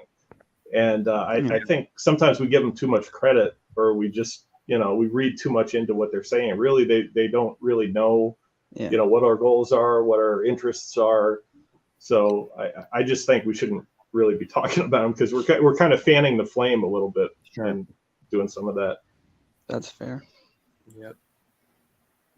I mean, yeah, and that's why Matt or Lance, notwithstanding your amazing performance every day on Twitter, which is admittedly sort of fun to watch from afar. You know what I mean? Like you're the kid in class who like shoots the spitball, and like I'm not doing it, but it's really fun to see. But yeah, it's funny. I don't know how you do it, because I do think the only way to be an EU fan and maintain any mental health in the long run is just to not be on social media. You know what I mean? However complicated that is in order to try and spread the message. But but the important thing to remember is, not only are we unique, this group here and people on this chat, to Scott's point, because we're like very hardcore EU fans, but we're also, again, there's different segments of the fandom. I mean, I know Star Wars fans who are just fans of convention life. So they love Star Wars cons. You know what I mean? There's so many unique segments. We just happen to be part of like the very hardcore EU segment, but we're also unique in the sense that we really are part of a self-identifiable movement within an EU fandom, which is a subpart of the larger Star Wars fandom. And the thing to always keep in mind is, whenever you're feeling down or worried about what these tits for tats on social media and stuff, in effect, really every Star Wars fan, 99% of Star Wars fans that are writ large are EU fans, right? To some degree or another. If you ever one time went to an arcade and play Episode 1 Racer and liked it, you're an EU fan. And that's the thing to keep in mind. So whenever you see polls about like, oh, only 25% would want to see a continuation, but 75% want to see both. You're like, exactly, because everyone's got a little bit of EU love or knowledge or what have you in them, right? So we're almost by definition the least objective about what we're doing, who we are, our role in the fandom, our role in these battles on social media. It's really important to keep in mind that everyone is really to some degree or another an EU fan, and Yeah. that's who we need to kind of continue sort of like working with to sort of like keep introducing to this stuff, right? So Yeah, I think, to kind of add to, that your point to everyone's an EU fan, if you like Thrawn in the new canon, guess what? You're an EU fan because that's an EU character. It's a kind of a different character, so it's that's some weird logic there, but in a way, you're an EU fan. If you like his new Timothy Zahn's new books, I mean, there's a lot of EU stuff in his new books, his new Thrawn books. From what I've been told, I haven't read them. I mean, you're an EU fan, or you at least, you at least should appreciate the EU, because if it was for the EU, you wouldn't have Thrawn and Rebels. You're on the path to becoming. Yeah. So I've seen a lot of gaming retrospectives, and people will talk about, Knights of the Old Republic or SWTOR or Republic Commando, and how they were really disappointed that they never got a second one. And, I don't know how much knowledge they have of the EU, because that wasn't really the point of the videos I've seen. But, if you enjoy those video games, then you're an EU fan, because those all came out in the EU. And I think that's interesting because Matt, it was one of my favorite video he ever made was his origin video. He made it back in 2014, of course. Right. But he said in that video, and this is what really made me feel like I'm at home in the EU movement, that this is where, because back when I started, I'm like, I don't really know who or, what community, because at the time I liked Disney canon still. I still like parts of it. People think I hate it, I loathe it. I don't, but I loathe a lot of parts in it. But I was still kind of in that middle there. And I'm like, well, I don't know, because I'm not Menace, I still not. But when I saw that video, what Matt said, he's like, if you read just a few books, you're just a big fan as I am. If you read just a few comics, play just a couple of games, whatever it may be, you're just a big a fan as I am. And then he said in a couple other videos, and he's continued to say this, you don't give a rip if you like the new stuff. That's not the point, If you like the EU, no matter how much or how little you've consumed, you're just as big a fan as he is. That made me feel like I'm an equal to Matt, right? And that we're all equals here. We're all EU fans. We all love this story. Even if we've consumed a little bit of it or a whole bunch of it, we're all EU fans, and we all have the same goal, and that's to get the EU continue, or maybe not even continue, at least just to celebrate the EU at the bottom line, because we can always do that. We can always celebrate it no matter what. Well, that's the thing. Ultimately why I'm on social media. Yeah, the really nice thing is we don't need anyone's permission to celebrate it, right? And that's the best thing, right? Whereas if we want to continue, well, we gotta do something to convince Lucasfilm that we're actually worth paying attention to. It doesn't seem like they care about as much. I hate to say, but yeah, we don't need anyone's permission or help, by the way. And I really resent this sort of condescending takes you get on social media too about how if we were perceived to be more positive or whatever, however they define that. We'd get what we want. It's like, see, I will be the judge of how well my tactics and strategies about how I celebrate this work for me, right? I don't need anyone else's help or permission. So yeah, that's really in our control still, right? So yeah. And to roll back what you said about my Twitter posts, I view Twitter as just a circus is kind of how so I'm gonna participate in that circus, and so I don't know, I see these comments.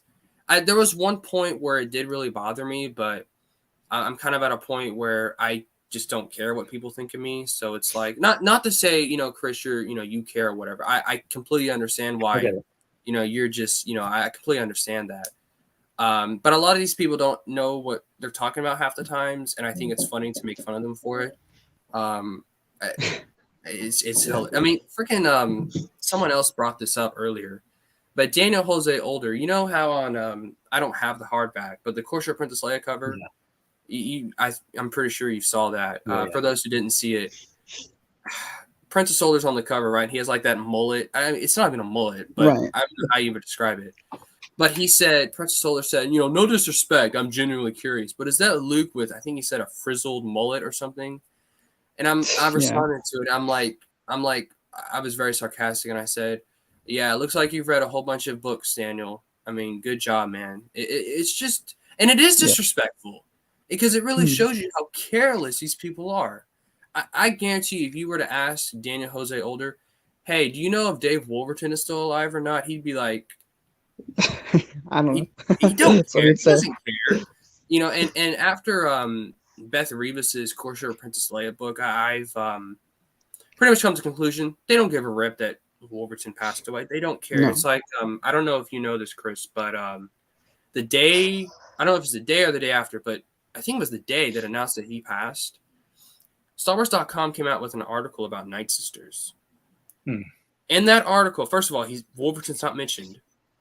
Yeah. And they also claimed that Wolverton's Night Sisters weren't canon until Filoni's Clone Wars. They also said that in the article. I noticed that, and I ranted and raged at the article. I don't remember. I think it's a member of the story group.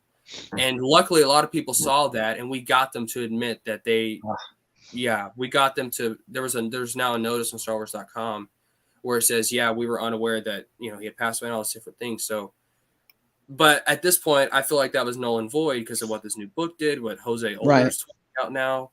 So it's like, what was the point in the first place? So it really infuriates me, and I can't say I really, the Courtship of Princess Leia it's okay, but I really like it. It's cool. I see why y'all like it. I mean, there's a lot of good stuff in it, but regardless of your opinions, the book had a huge impact on Star Wars in both continuities, especially with the Night Sisters. The Night Sisters play a huge role in both continuities. So, and to really just dismiss what Dave Wolverton and people say, well, I'm glad that book's not canon anymore. This new book is so much better. It's like this new book. How's it gonna impact Star Wars in any fundamental way? Didn't she share the actual thing that it said though about Dave Wolverton, or not about him, but like making fun of his book because of the whole stealing Princess Leia thing, which I just thought was so disrespectful. Like that wasn't necessary. I haven't read it. I think Sheev showed like that specific passage on stream, so that's how I know about it. I have it on my phone. I think Beth Reeves blocked me because I did tag her. I think we were talking about it in that comment thread about when I was responding to Jose Older. I tagged her and I said, I've gotten to a point where I don't think they give a crap if he passed. And I think the day after, Beth said, I'm not going to deal with. I would read the tweet, but anyway, it was Reverend Kist. That's my bad. She didn't tag me. She didn't say my name, but she was obviously talking about me, and that's great. I'm glad that she muted me because I can't tolerate that disrespect. It's I don't stand for it. And look, I would never. Let's say if like for example, God forbid Zahn passed away tomorrow or whatever. God forbid that happened. I would never, crap on his Thrawn books. Or like, let's say I was going to have a Star Wars book, and I would, write in there. Oh, I would, I don't know how to describe it, but I wouldn't crap on his book. Let's just say, and I don't know who's the most intolerant. I would say even if Chuck Wendig passed away, we wouldn't crap on his book. I mean, obviously, there's some common decency that you would have, but it's funny that they forget about the Night Sisters. They forget about some other things like the holocron that Tom Beach came up with. I mean, there's a lot of history that goes way further back than one might think, and they forget about this, and they forget a lot about the early authors that came up with this, and they don't give them credit when they do some of these history videos or inside behind the scenes in StarWars.com articles, whatever. It's just kind of disrespectful, but it's funny how butthurt that Beth Revis gets on Twitter. I'm like, why did she block you just because she got shown up by a 17-year-old? Expect? Did she think that we wouldn't notice that? I mean, she said it plainly in her book that Han felt like kidnapping her. I mean, point blank. Did she think people wouldn't notice that? Especially after Wolverton passed away and after all the other things that Lucasfilm was done? It's like, come on. Like, now, if you're going to say, well, she already wrote the book before Wolverton passed, edit it out then. It's just one paragraph. Edit it out. And, it wasn't even, I don't know. Yeah, I don't know. A lot of these people, they don't know the full story. They didn't read the whole book. They'll just get a snippet, or they'll get this one fact here and there. I saw something the other day. It was about, they were talking about the Diversity Alliance, and they made like, the EU's so against wokes that they created this diversity alliance, and they're the bad guys in the Young Jedi Knights books. That was such a funny title. They didn't even read it. They Yeah, just like right? found this on either Wikipedia or some summary, and they just ran with it. It's so funny. And that's ironic because someone did that on Courser Prince Leia too. I responded to it. I'm like, are you really criticizing an entire book based on a summary? Have you read the book? I mean, Chris may have seen that because he does follow me, but it's like, I mean, I don't criticize the new canon books because I haven't read them. Now, some of them I have read, and I actually like them, but it's like the new Thrawn books. I'm 90% sure it's not the same Thrawn. It's not because it ties into Rebels, but I'm not going to crap on the story of that book or any of those books because I haven't read them.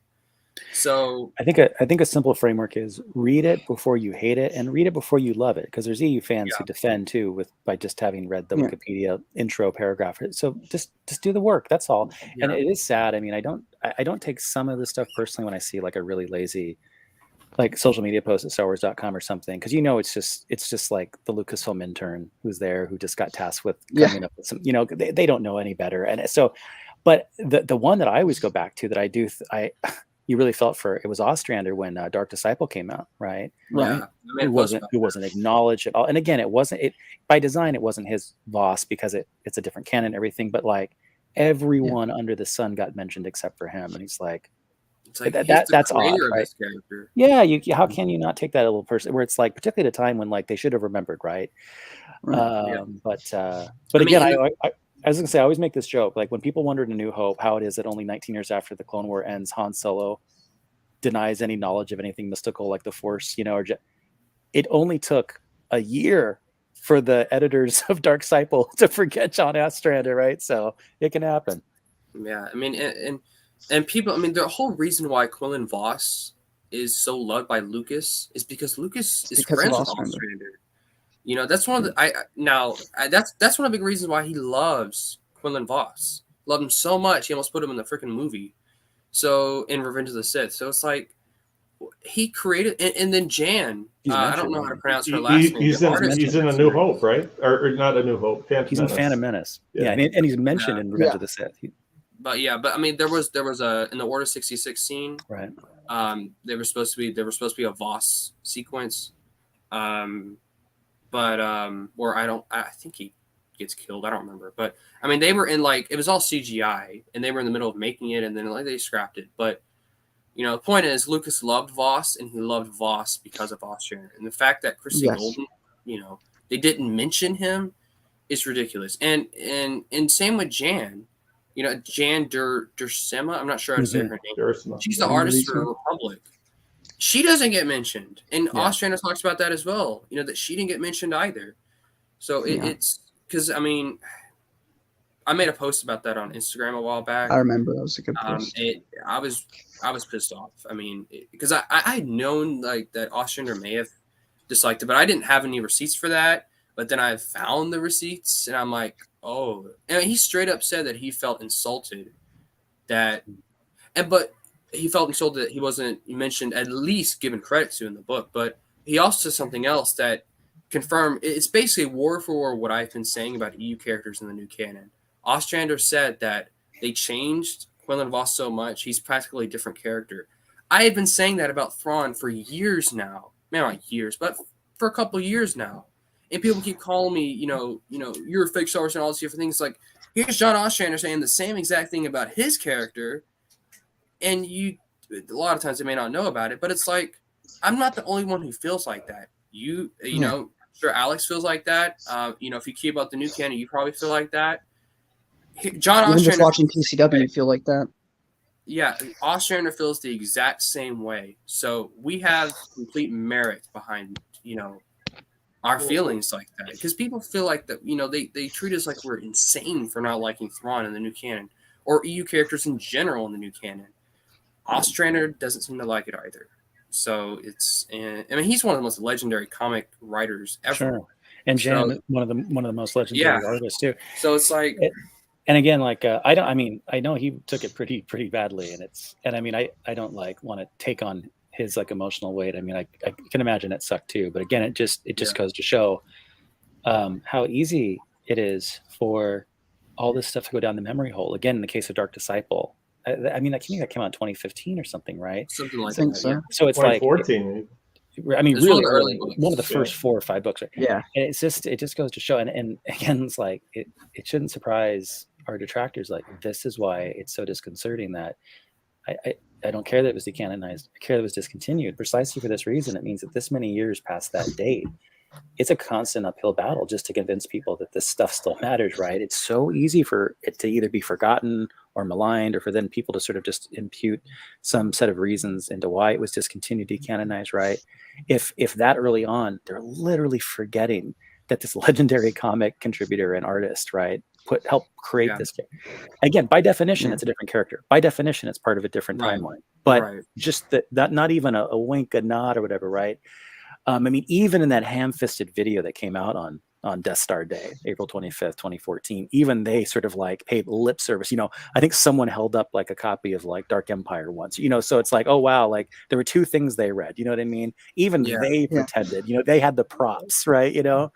But it's an uphill battle. It's a really uphill battle. And it's just, what are you going to do? Every day, you go to war on social media to try and convince people that this stuff matters, including fighting, whether it's the Star Wars social media account manager or these current authors. It's like, I know, it's like, what was the value of him doing that? The cover of Courtship.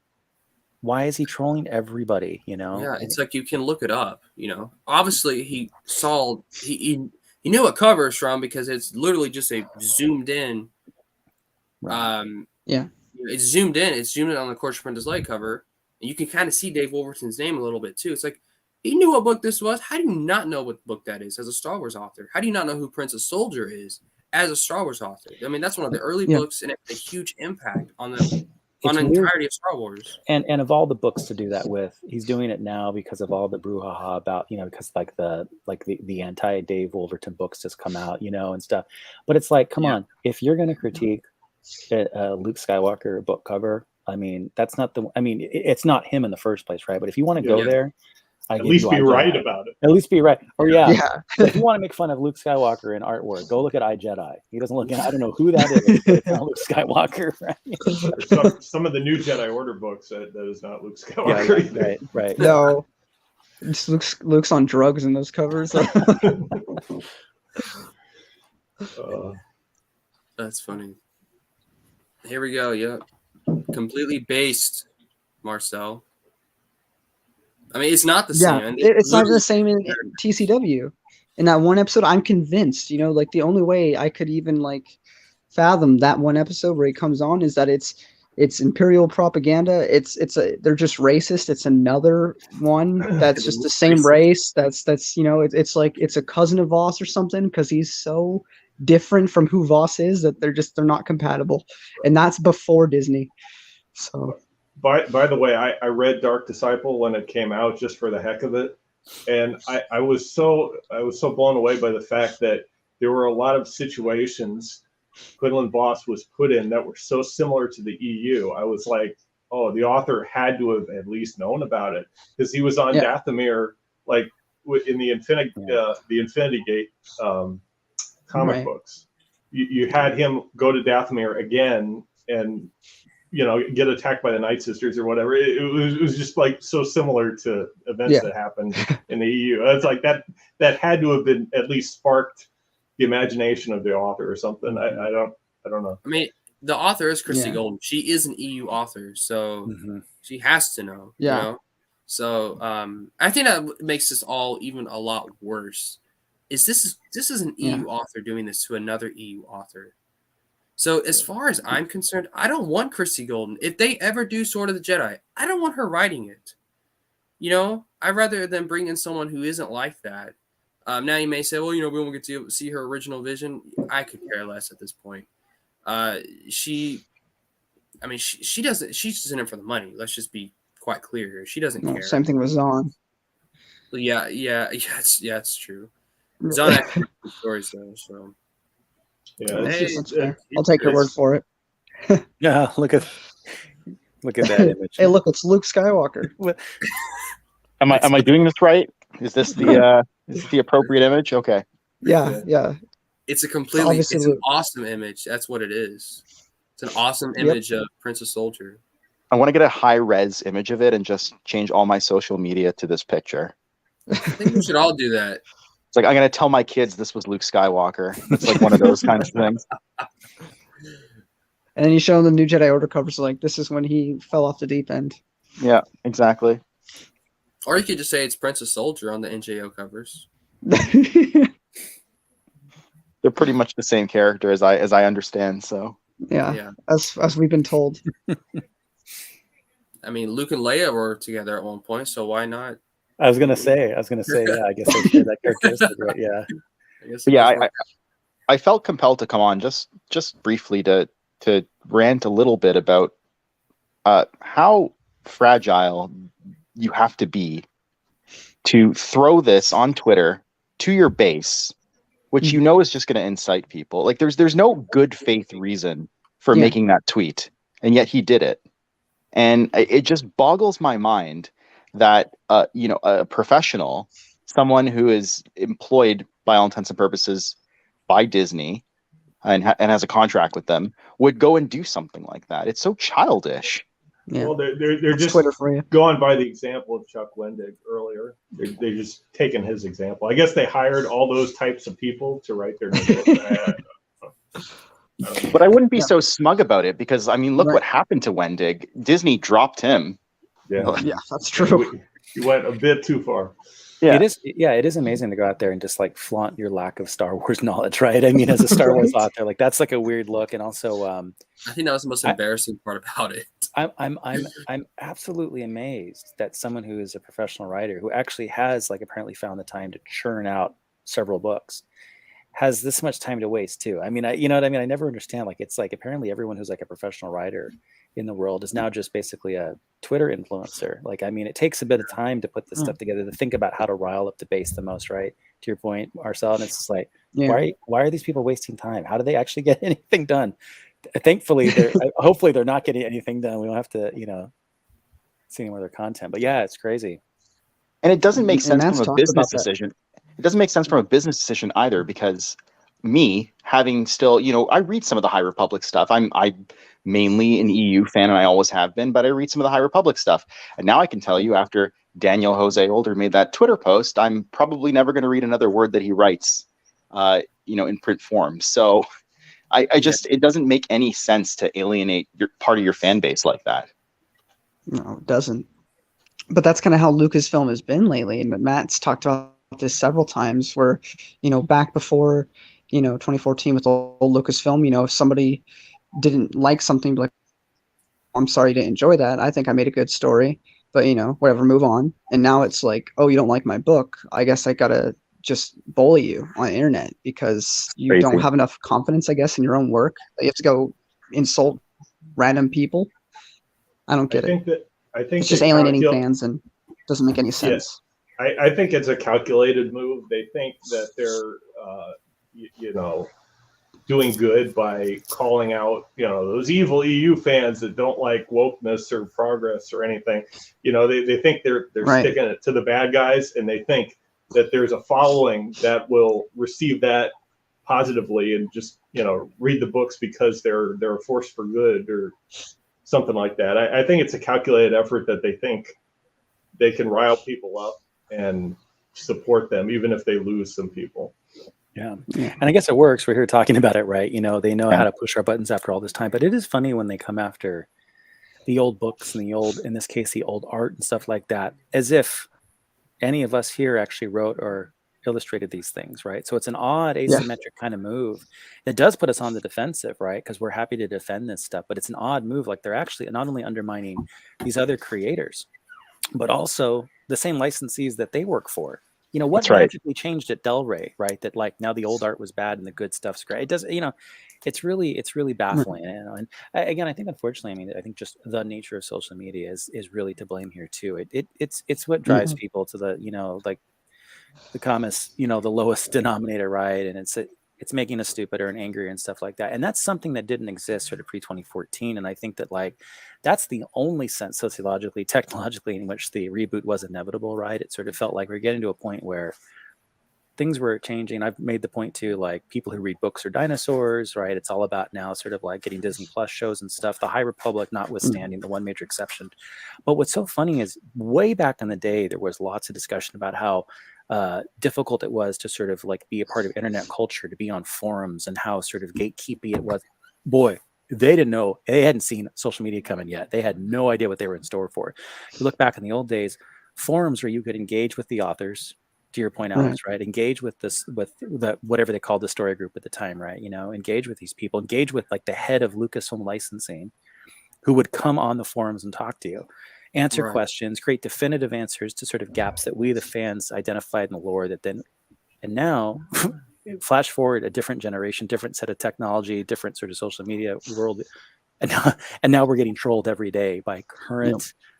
You know, authors of this. It's crazy. It's just so social media is such an ill. Such and with the High Republic authors, I think it's these High Republic authors. Look, and I'm going to be clear. I actually like a lot of the High Republic stuff. I think that's what makes this so much more ironic.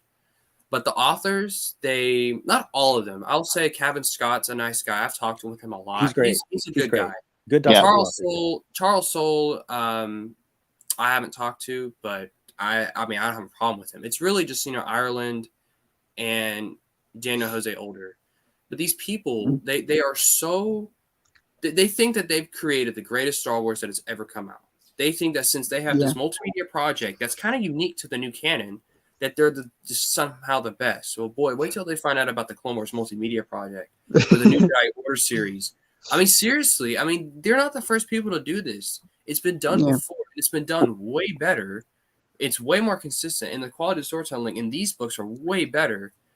It's just, I hate to bring Christianity in this, but pride is a deadly sin for a reason, because it leads to things like this, right? They are so prideful and arrogant that they think that if they get any criticism or anything like that, that the people who are criticizing them are the bad guys, Their books are not perfect. I've heard that Last Shot, which is a Lando novel that Older wrote, is terrible.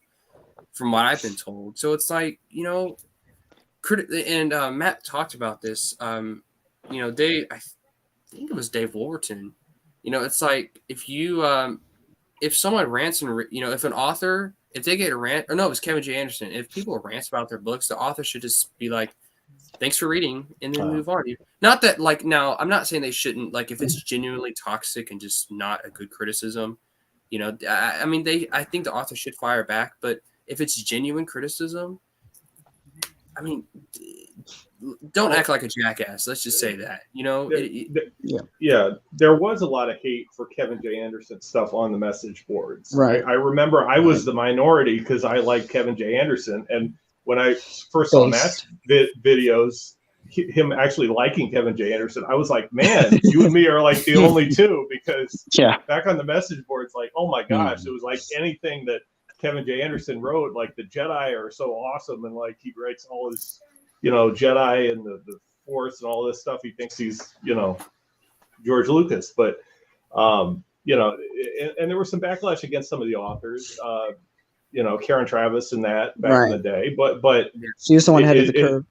It's just it's come to a whole nother level of like, people virtue signaling on Twitter saying, oh, I wrote more gay characters in this Star Wars book than ever before. So, my book's the best. It's just so silly. Well, to go back to Lance's earlier point, though, he says that they think that the first people that did like a multimedia project or something like that, Beth Rivas on Twitter, I think it was like a day or two ago, I posted it to the group chat, Lance, if you remember, and Alex would have seen it too, but she writes some tweet along the lines of, the thing I love the most about new Star Wars stories are that they, they show that one person can make a difference and that you don't have to be a Skywalker or a Jedi to do it. And I'm like, well, new Star Wars stories, like the EU has been doing that for decades, literal decades. And it was just, it's just, there's so much revisionist history going on. And anyways. Oh, huge. And a lot of recentism too. And by the way, it's really funny. I remember a couple of years ago when a group of us were getting canceled by a group of young EU fans because we were old. We were called the old guard.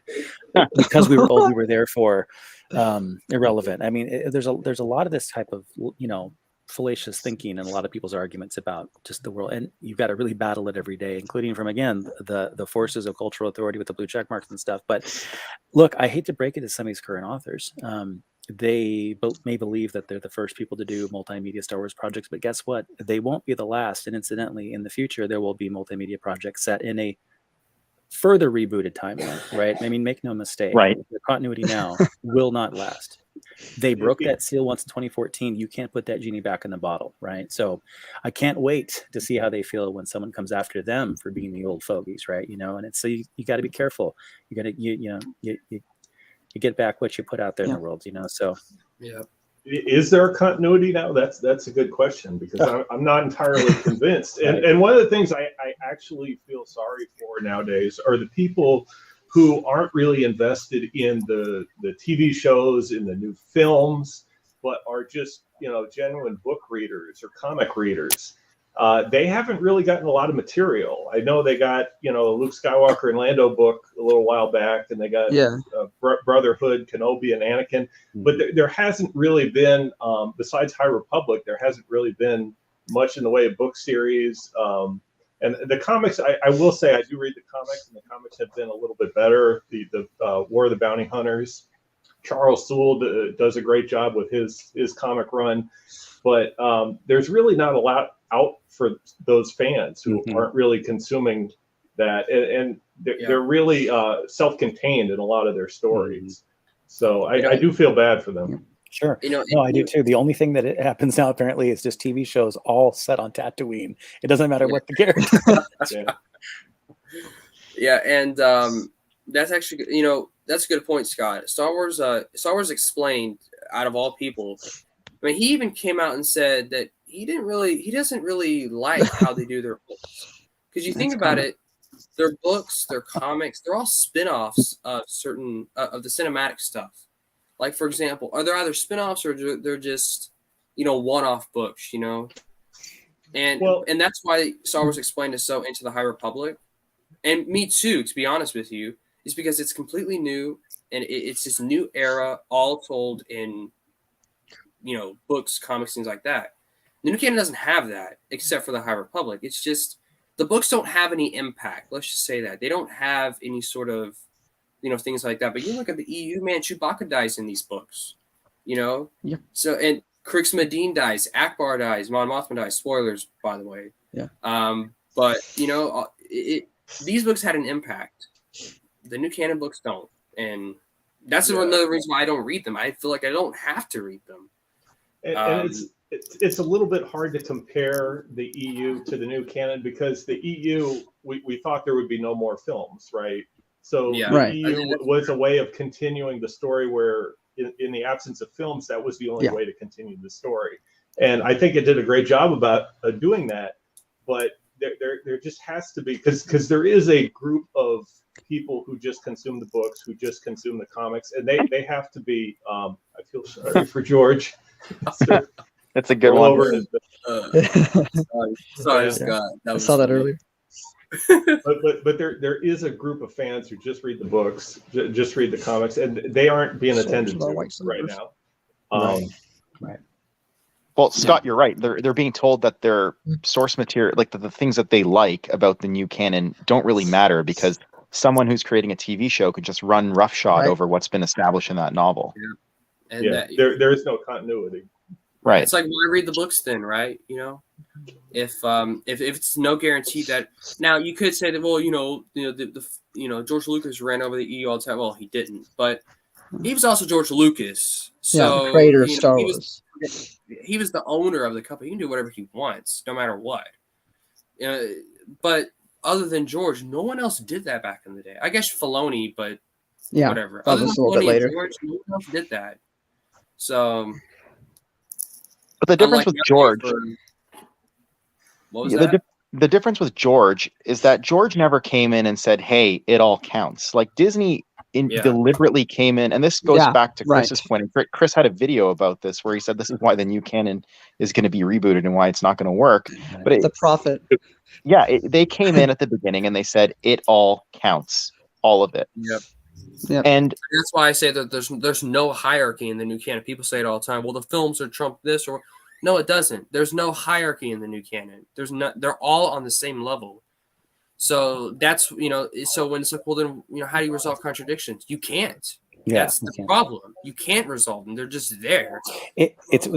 Those two words, canon and continuity, have become so confused, I think, in these debates, partially because the EU was so interconnected over time through a process that you could effectively use those interchangeably. But make no mistake, I think post 2014 Star Wars content, I think, taught everybody a basic language, a lesson in English language, that those terms actually mean different things, right? And being all canon doesn't in any way mean it's actually coherent, right? That's right. So I mean, so it's like surprises on you. They stole our rhetoric, right, about what made the EU special, just sold it to new fans, right? But didn't actually deliver on that sense they thought they were, so it's tragic, almost beautiful in its tragedy. It's almost poetic. It's just. I mean, like you said, Chris, the new canon will reboot eventually. They're going to get to a point where no doubt they don't have any more room to tell stories. I mean, using their own logic here, they're just going to reboot, and it's we're going to be like every other franchise. We're going to be just like Marvel, just like DC, which we shouldn't be. We're not like those franchises. We are not those We're not we're not your run of the mill comic book superhero franchise. We're not that. So and when the new canon reboots, I'm just gonna laugh at new canon fans because they've been making fun of us for years now. Haha, your canon is not all that kind of stuff. I mean, it's just gonna be it's gonna be like more like a we told you so type moment. Sure, it really will be, and it's going to be interesting to see. It's going to be interesting to see what kind of coalitions then emerge. There might be a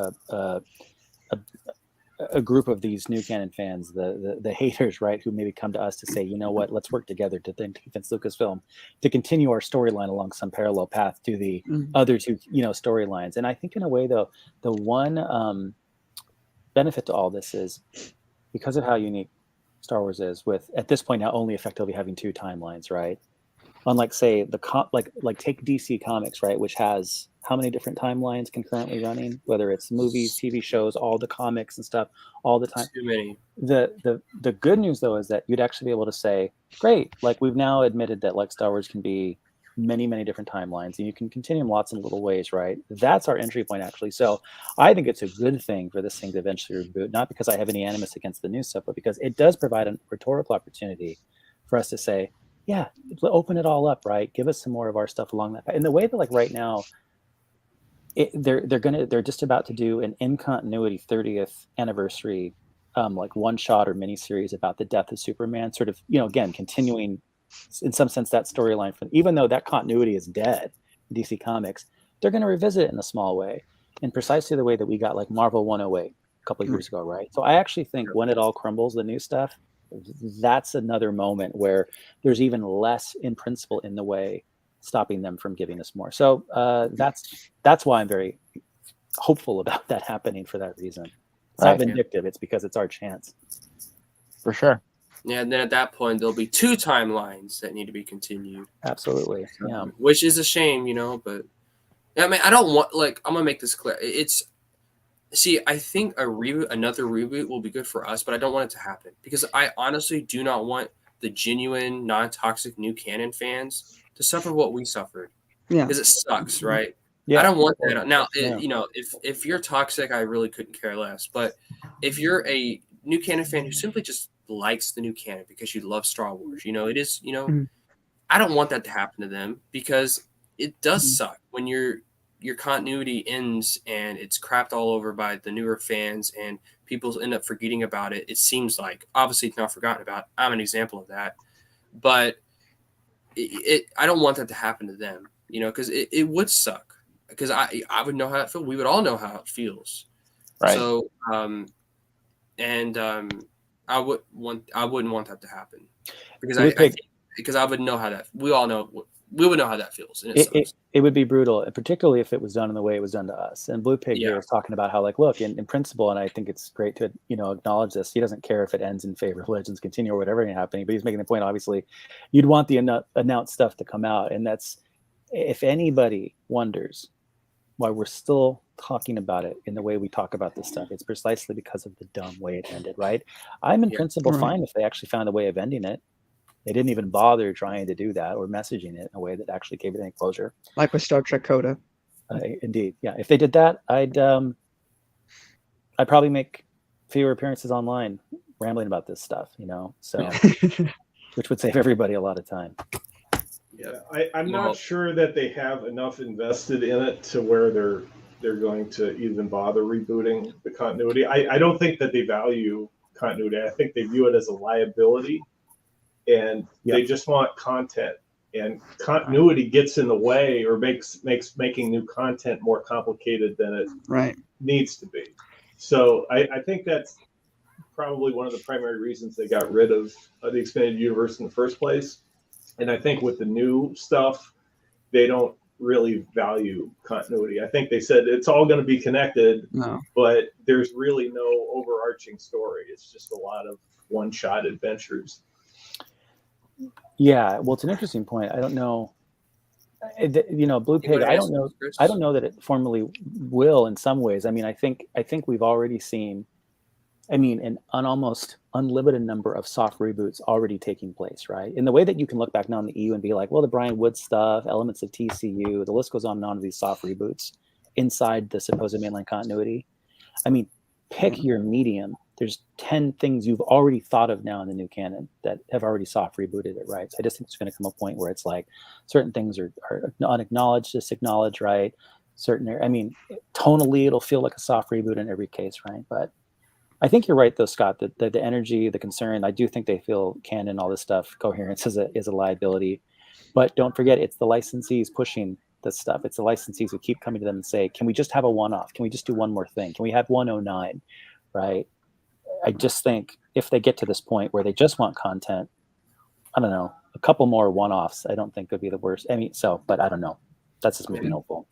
And to really elaborate on what you said, Scott, about how Disney views canon or views continuity as a liability, when the Bad Batch contradicted the canon comic, right? Pablo Hidalgo, as far from what I've read, he came out and said, "Yeah, we're going to embrace both versions." However, that makes sense in a united, coherent continuity. They're going to embrace both. They're not going to embrace both. It has nothing to do with that. It has everything to do with we don't want to go in and fix it. You could easily fix that. Kanan is blind. Maybe the Kanan comic was kind of him remembering it. And some things were forgotten and whatnot. He's blind, by the way. Also, it's very easy to fix something like that. They just don't care to do it. Well, they're not. Yeah, they're not going to tell Filoni that his stuff is no good anymore. That's what really happened, and they just won't come out and admit it. They're not going to override Filoni and what he's doing, which is a shame. I think it's a pretty safe bet that a TV show is going to override a book or a comic in pretty much every scenario. It's happened like in the Kenobi show. A lot of people don't actually know about this. Now, this is relatively small. Contradiction nonetheless. It's the time when he built his hut, because in the Kenobi show he didn't have his hut at all, yet in one of the comics which took place before the Kenobi show he did have his hut. So it's his little Ben Kenobi's hut we see in the movie. It's not contradiction, but it's like why so and that hut it's kind of implied at the end of the show that he's going to go build it. So it kind of symbolizes, where he's at, because he lives in a cave for most of the show. So it's just like it could kind of create some thematic contradictions there, because the hut kind of symbolizes, he's hopeful again or whatever. Chris is probably like, this sounds like the dumbest thing I've ever heard of. I'm just saying, you know what? I've changed my mind. I'm glad they rebooted 37 years of continuity so we could find out how he built this little shitty shack in the desert. This is really helpful. Finally, the question we all wanted answered. Well, didn't Matt Martin tweet last year something like, "Oh, whatever you want can be canon," or something along those lines? And I guess like I don't want to misrepresent that tweet because I kind of understand. I think I know what he's getting at. Right.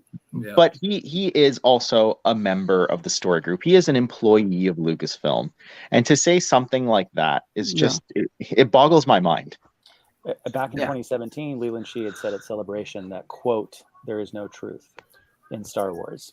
Right. So I mean, they've been, you know, you're not mischaracterizing them. You know, yeah, they've all said this weird, and I get it too, but at the same time, it's like the bait and switch, the 2014 rhetoric, and now it's just like, oh, well, it's not working. So I mean, that story group clearly has no power, right? Or chooses not to exercise in the way that she, I think, just started to back down and was afraid to stand up to Filoni and others pre-2014, but zero power. And they've all but admitted that. Pablo, I think, has all but admitted that on Twitter, that when it came to the films in particular, you know, they weren't sitting there reviewing scripts. That's not what JJ, that wasn't the deal that he made with Lucasfilm, you know? So, I mean, I've seen, I mean, Paulo's straight up come out and said, yeah, we don't want to change the writer's vision and stuff like that. It's like, just, you know, like, why are you even here then? What's the point of the story group? Because, I mean, when we were told is that it would unite everything, including the films and TV shows, and make it all coherent. What's the point then? And that's, you know, they didn't say that. They said it's all going to be in the they same did it? tier. They didn't say it'd be coherent, right? Again, canon, continuity, coherence, all different, right? So again, it turns out they sold us a pretty unimportant, you know, thing, right? Promise. So, well, it's like, I mean, if everything's going to be on the same tier, you would think they would try and keep continuity with every medium, but I guess not. Right. I guess I don't know. But it was designed to fail. It was designed to fail anyway.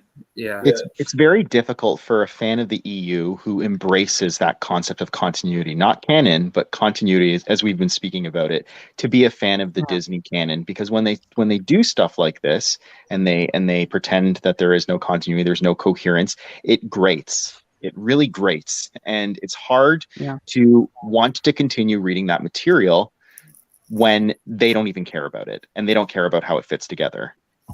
Yep. And it's like, theoretically, everything being on the same tier sounds cool. That's not how it works. It'll destroy your continuity, because errors are going to happen, contradictions are going to happen, especially if you have Filoni in charge. It's going to happen. So that's why every franchise has a hierarchy one way or the other.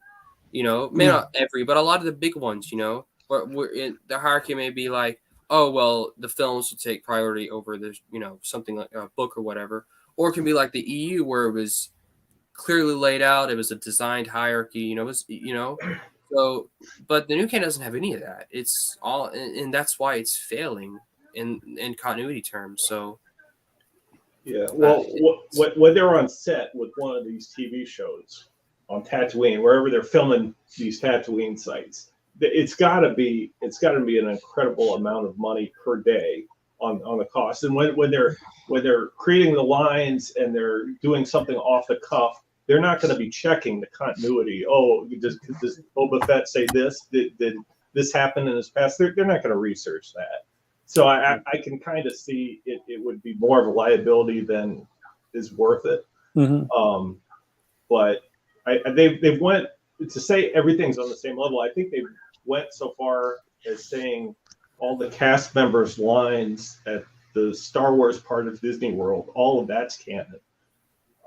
You know, and if you're in this super expensive like cruise that immerses you in the Star Wars universe, that whole adventure, even you as a person on that cruise, is canon. Yeah. Technically, it kind of like in the RPG sense, where you know you could act out an adventure, and that adventure happened. It just may not have happened the way you did it.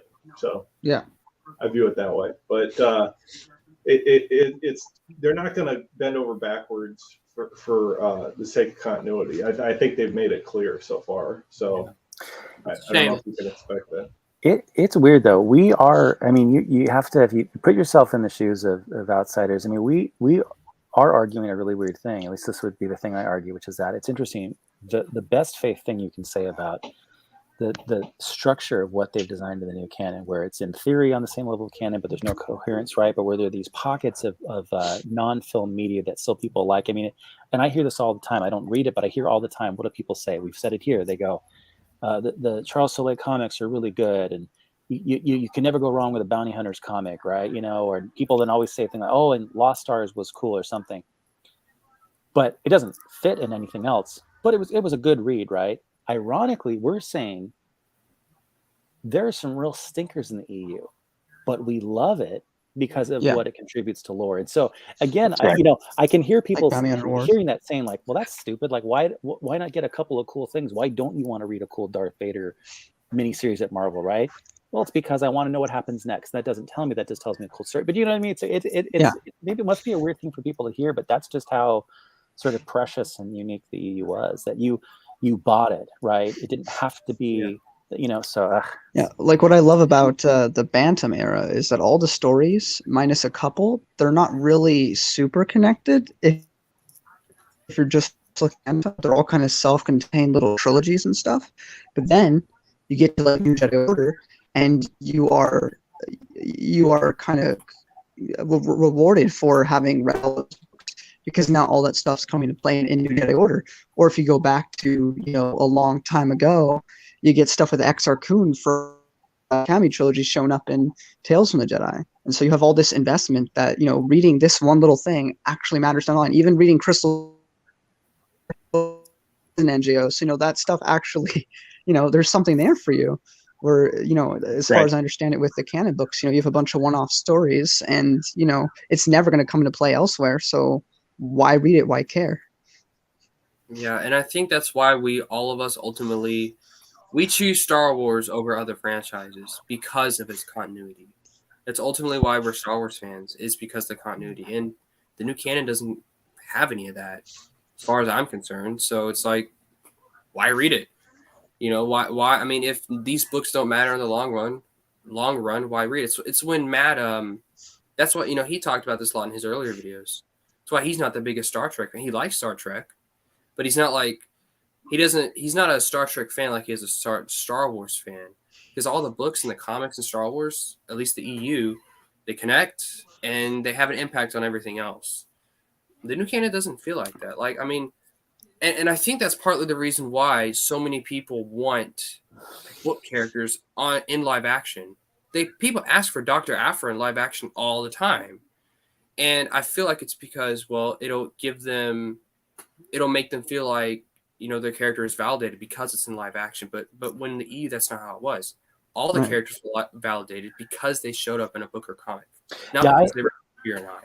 I hate the way, and this is another thing too, right along with my argument earlier about social media being part of the changing landscape that like led to the end of the EU. It's this weird way in which movies and moving pictures have taken cultural primacy as just the assumed sort of top of the food chain with all sort of media. It's odd, right? I mean, there's a certain sense in which that makes sense because it's the most revenue generating, blah, blah, blah. But yeah, like I don't understand why a comic or book would be on any lower pillar. But like, yeah, everyone wants that validation. And never forget, 1976, the EU adaptation of A New Hope came out first. So, I mean, the EU existed before Star Wars did.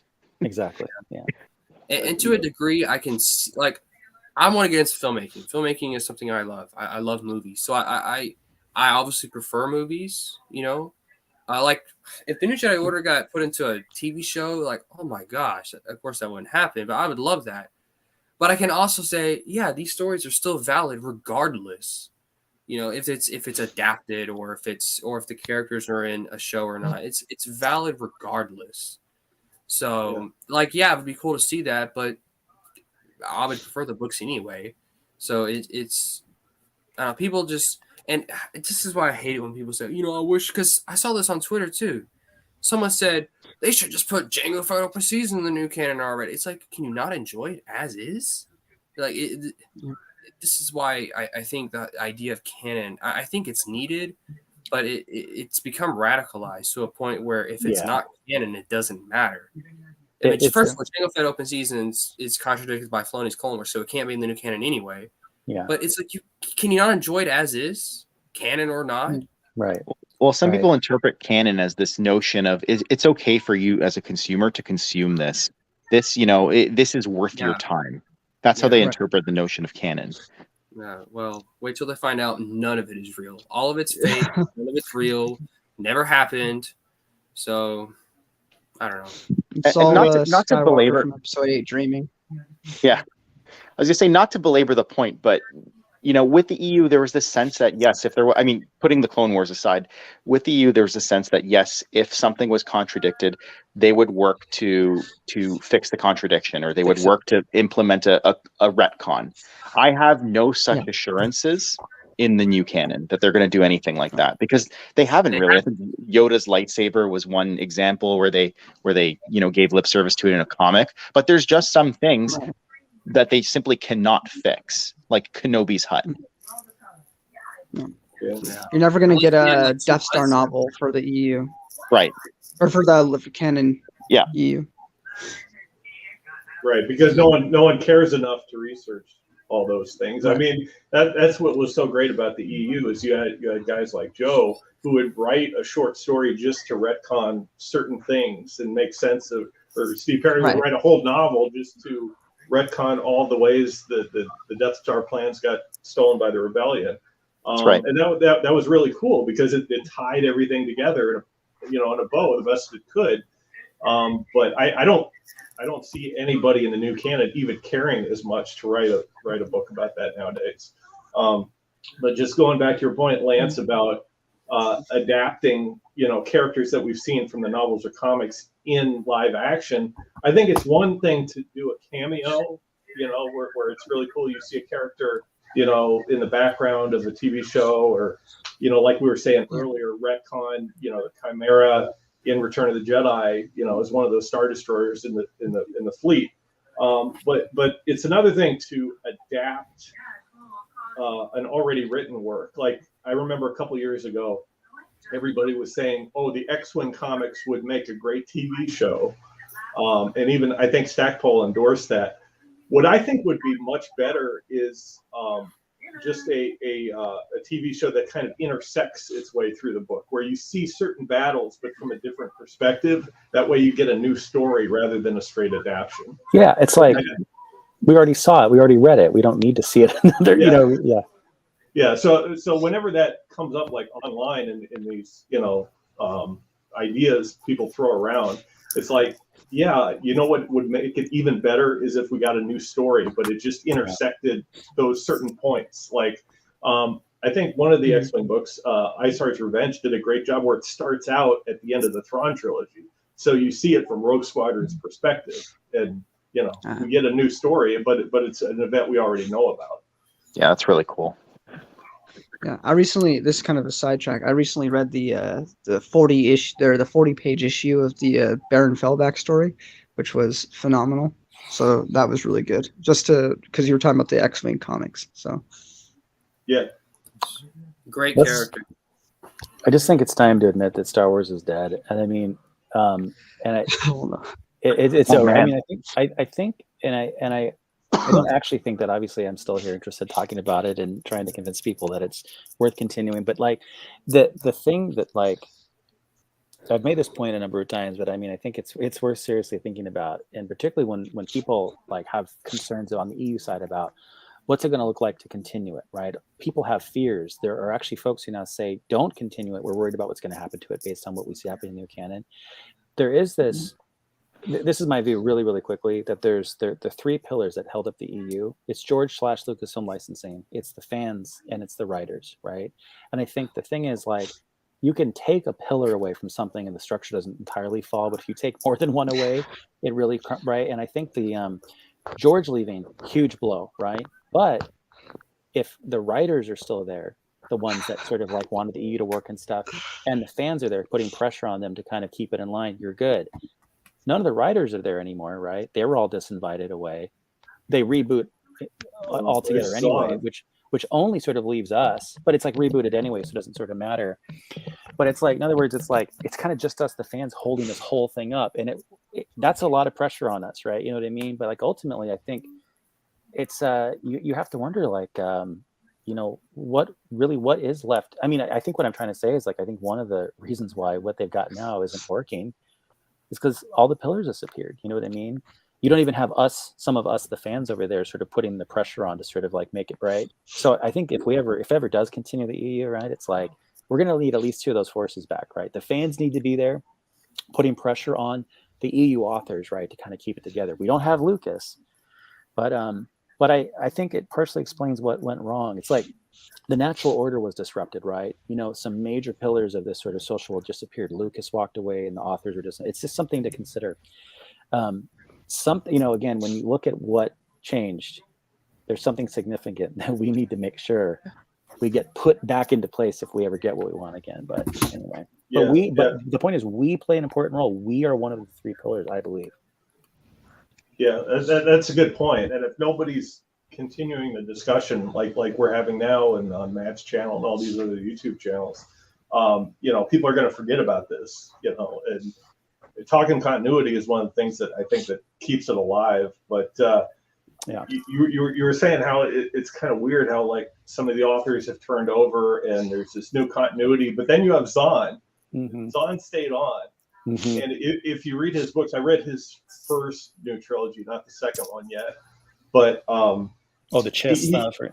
Yeah, he uses like a lot of his old characters, but just his from the EU, like nothing else. So you kind of have this hybrid universe that's just the Zahn universe in the new canon, just the way he wanted it.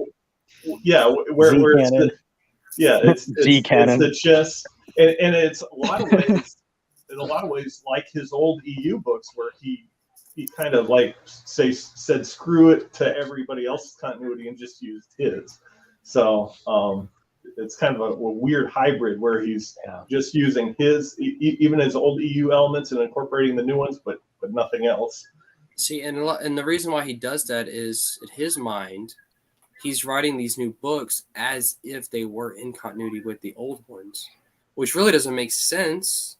Because his new books contradict the old ones as well, from what I've been told. Yeah, sort of, to an extent. I mean, his hands were kind of tied in the way that Thrawn was used in Rebels. Right. But he's doing the best he can with what he has, which I think is funny. And if you go back to James Luceno's book Tarkin, that was originally supposed to be written in the EU, and he changed a few elements just to tweak it.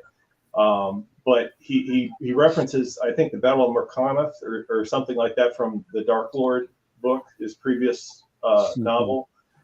And there's a couple of things in the new canon where you could see the traces of like the old EU kind of like just trickling over from the previous continuity. And it's so frustrating when you do see that, where you're like, I guess it could have worked. They didn't need to reboot. You know what I mean? If you were going to go that way, right. But I've heard there's another trilogy coming out, another Zahn trilogy in the new canon, and it's going to explain why new canon Thrawn has pupils. It's because he's going to take his mask off. It's actually Mara Jade, and she's been there the whole time.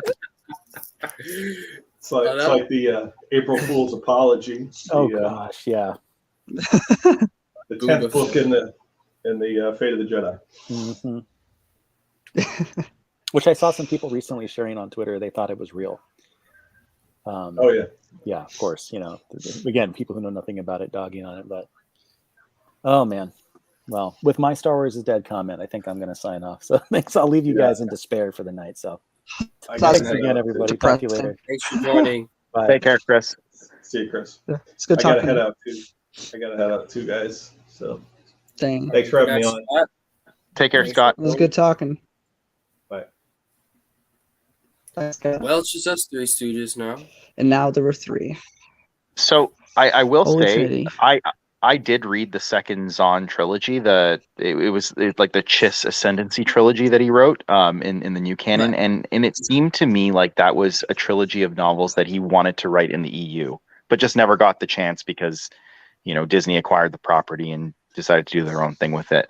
Because there's nothing really in those novels that references anything else in the canon. It really is like a Z canon type of like Zahnverse that he's created for himself. Like those three novels all take place before Thrawn encounters the Empire. So I don't know. That's why, like I So didn't does it think that still they were. take place before episode 1? Yeah, I believe so. I don't know actually. Maybe not before episode 1. I'd have to look Here, at the timeline. Yeah. let me check my new because I have some new canon books. Let me see. I know they have a timeline in them. Because I know the Yeah, Alpine flight is during the 10-year gap in between episode 1 and 2, which would be when he first met, not the Empire, but Here's Rising Storm. I still haven't read this. I bought it, Palpatine. never read it. Yeah, but I think in the new canon, Thrawn and Thras, they're not actually brothers. They're like, so they're good enough friends that they consider each other brothers or something along those lines. Mhm. But like, he's kind of changed the relationships up a bit. But in any Mhm. event, like I don't know. I think that they weren't bad. Those novels, they weren't the greatest either. They were a bit boring at times, but it was That interesting song. because Sorry. yeah, exactly. That's no, but it seemed like it could have fit within the EU, those novels, like with very minor changes, Yeah. because we don't really see how sort of Thrawn comes to be, the great tactician that he is today, and those novels, I think, kind of cover that. Yeah, because Well, even by Up on says Flight, he here- already is kind of like that. He just isn't a part of the Empire yet, because it's still the Republic. So, but he still Right. has all that smarts and the stuff with the art, even in that book. So, Right. we never see him Well, come into that. It says here that the Ascendancy trilogy, or at least this was the first 2 books are out. Only the first 2 are out at the time. It looks like it's during the Clone Wars.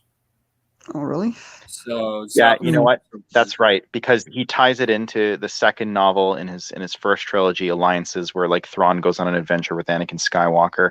That kind of takes place during the Ascendancy trilogy. That's like really the only link to, Disney Star Wars timeline. But I mean, my point stands that sound it to me. I think he was using a lot of material that he probably developed while he was writing in the EU and just never got to use. And so this was his opportunity to write Thrawn's backstory in a way that he never really got to. And look, I do. I do appreciate Zahn, wanting to make EU fans happy by, yeah, no, that's fair. writing his new Thrawn books as if they were in continuity, but they're not.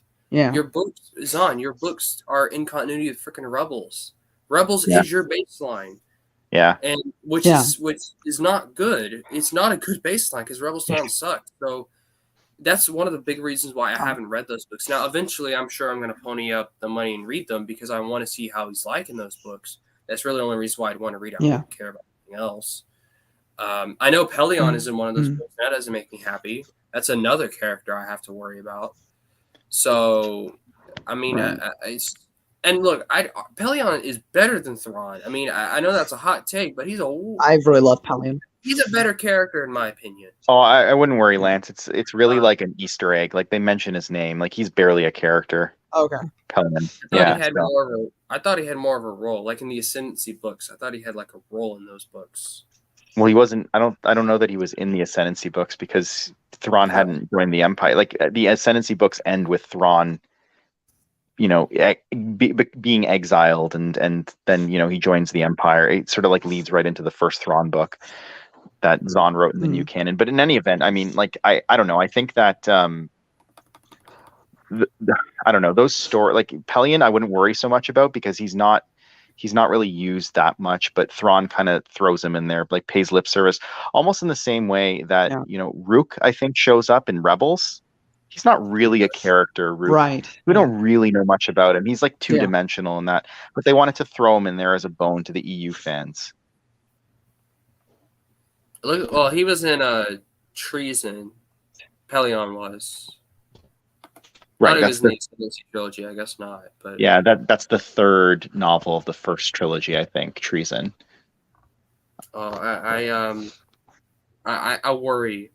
It's like people say, "Well, you don't care about the new canon. Why do you worry?" I worry because I love the character, so I don't want to see it butchered. I mean, just in general, I don't want to see it butchered. Second of all, so many people know about Thrawn now only because of Rebels, only because of his new stuff. And it's like they're really missing out on the classic, original, pure Thrawn that is why everybody loved the character to begin with. So, it's just because I don't know. I hate it. Just wait until Ahsoka comes out, and then they're going to see Thrawn on screen, and that's going to be most people's definitive understanding of what Thrawn is. You know, you'd hope that they'd be interested enough in the character that they go back and read Heir to the Empire and kind of, you know, that would be their gateway drug into the EU. But there's no guarantee that they're going to do that. Like maybe they're satisfied with what they see on the screen. So that's my fear too. Yeah, it just see, and with this Blue Pig with his terrible takes. I'm sorry, Blue Pig, you're just wrong. Yeah, I'm sorry. Sorry, Blue Pig. A very unbased opinion. It's Anyway, acidic. His opinion's acidic. I'm so worried about Ahsoka, and that, which is weird for me to say because I don't like Filoni, but I'm so worried about it because I'm so afraid it's going to be just a Thrawn trilogy ripoff. And I mean, I've seen fan posters on Twitter and it's people making like Thrawn trilogy posters, but Ahsoka's on it, Hera's on it, Ben Solo's on it. All, you know, it's like, why do people want to bastardize these books so flippin' much? I don't understand it. It's like it's insulting to me. That's not how the story went. None of those characters were in it. Mm-hmm. So, and what I'm even more worried about is if they do a Thrawn trilogy ripoff in Ahsoka, is Mara going to be in it? Yeah, I really don't want that. I know a lot of people do, but I think they should leave that alone. Because a lot of new fans see, I shouldn't say new fans, a lot of new canon fans is what I was going to say. They see canonicity as legitimacy. Yeah, and so they see that the Thrawn trilogy is generally accepted and it's well liked by a lot of people.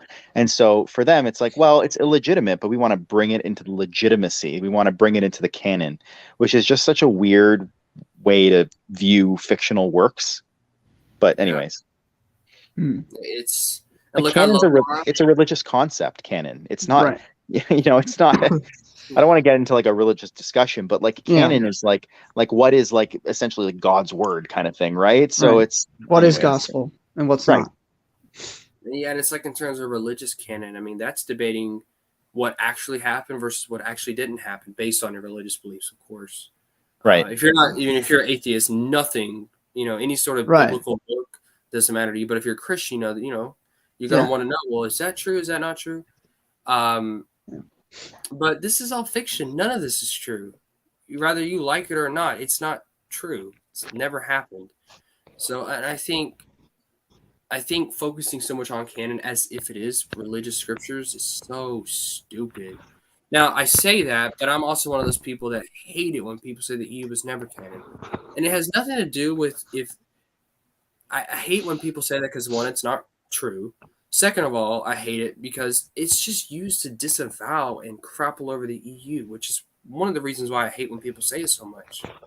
So it's like, I mean, if the EU was never canon, like actually never canon, people just said, you know, it's like, well, if the fact that it was canon or not is not the point. The point is people only said that EU, say that EU is never canon to disavow it and to hate on it. Plus, it's just not true anyway. So it's. I don't know. I don't want. I just don't want the Thrawn trilogy to be bastardized. That's because I love those. Blue Pig, I'm gonna give you COVID. I'm this stream. For people who say the EU was never canon, it's like that Yoda line where he's like, "Much fear I sense in you." They say that because they know deep down that the popular opinion is that the EU is better than the Disney canon. That's a popular opinion. And it's not, it can be a controversial statement, but it's not really a controversial statement. I mean, objectively speaking, the EU is better than Disney canon. And you can say that the EU's been around longer, it had more time to establish itself, whatever. But that's the case. So when they say the EU is never canon, it's like a defense mechanism for them. They're trying to say the EU doesn't matter. Right. It's, I saw someone use the term. If you're confident in your beliefs, fiction. Right. Then why does it matter? Right. Yeah. So if you believe that what you watch is good, then you wouldn't care what others think about it. You'd be like, well, they're just stupid and move on. But if you inside truly, you kind of know that what you're watching or reading is bad, then that's why you get defensive over it. You wouldn't get defensive otherwise. Yeah, I mean, I can kind of give a personal example to that. Well, of what I don't like, I do the opposite of that. What Alex is talking about. Darksaber. I'm a huge Darksaber fan. The novel. I love Yeah. Darksaber. I'm a huge. I know it's not loved by a lot of people. Like, I don't care. You know, Yeah, I still love the book. I don't care what people say. Love Kevin J. Anderson, even Yeah, if I love you guys he's know me, I'm like, objectively not the best writer, which he I think probably isn't. all of us love Kevin J. Anderson Yeah. on the stream Based right on now. him. Yeah, I love I think. Anderson. Yeah, No, I just no. I do what Lance does on Twitter, Blue Pig, and just I have to tell the truth when I see lies. And when you say that Rebels Thrawn is somehow better than than the original EU Thrawn, I gotta call you out on it because you're just wrong. No hate, but you're okay, wrong. so Blue Pig says Noah thinks the Jedi Academy trilogy is dumb. But correct me if I'm wrong, doesn't Noah think the Tales of the Jedi comics aren't bad? he likes Tales of the Jedi and he likes Dark Empire. He thinks Dark Empire is actually better than the Thrawn trilogy. I agree with Blue Pig here. Absolutely agree. That's fair. I might agree with that, but I still think the Thrawn trilogy is good. I would say the Thrawn trilogy is probably better written. I just prefer. No, the it story absolutely of is. the trilogy. But I have way prefer the more story fun of the with Jedi Kevin Academy J. trilogy. Anderson. Yeah, for sure, 100%.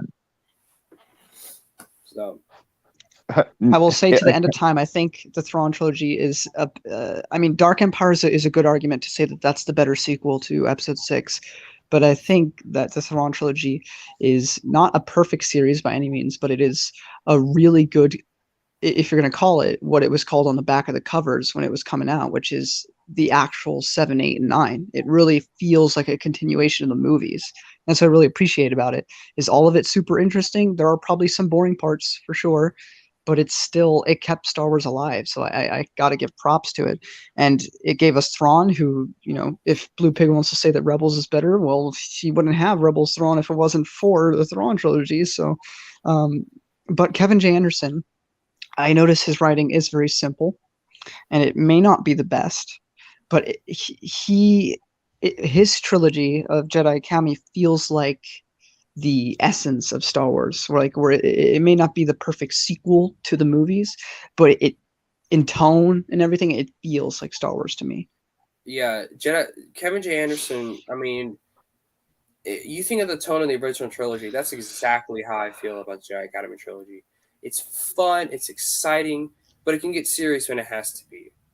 And I think that's why I love the Bantam era so much. Is it's fun. I love the New Jedi Order a lot, and I think it's way better than all the Bantam stuff. But the Bantam stuff had a certain charm to it that the NJO didn't, and that it's very fun. It's low risk. It's just fun Star Wars stories, basically. Right. Now, I prefer the NJO. I think it's a way better story. It's way more consistent. The continuity's there. Better characters, I think. But the Bantam era had a certain charm to it, and I think the Jedi trilogy was the best out of all of them in terms of charm. It felt like something Lucas would have written, if I'm being honest here. Yeah, it did. And Alex, maybe that's why people hate it. Yeah. To touch on what you're saying, Alex, about it feels like Star Wars, like he captured the essence of Star Wars.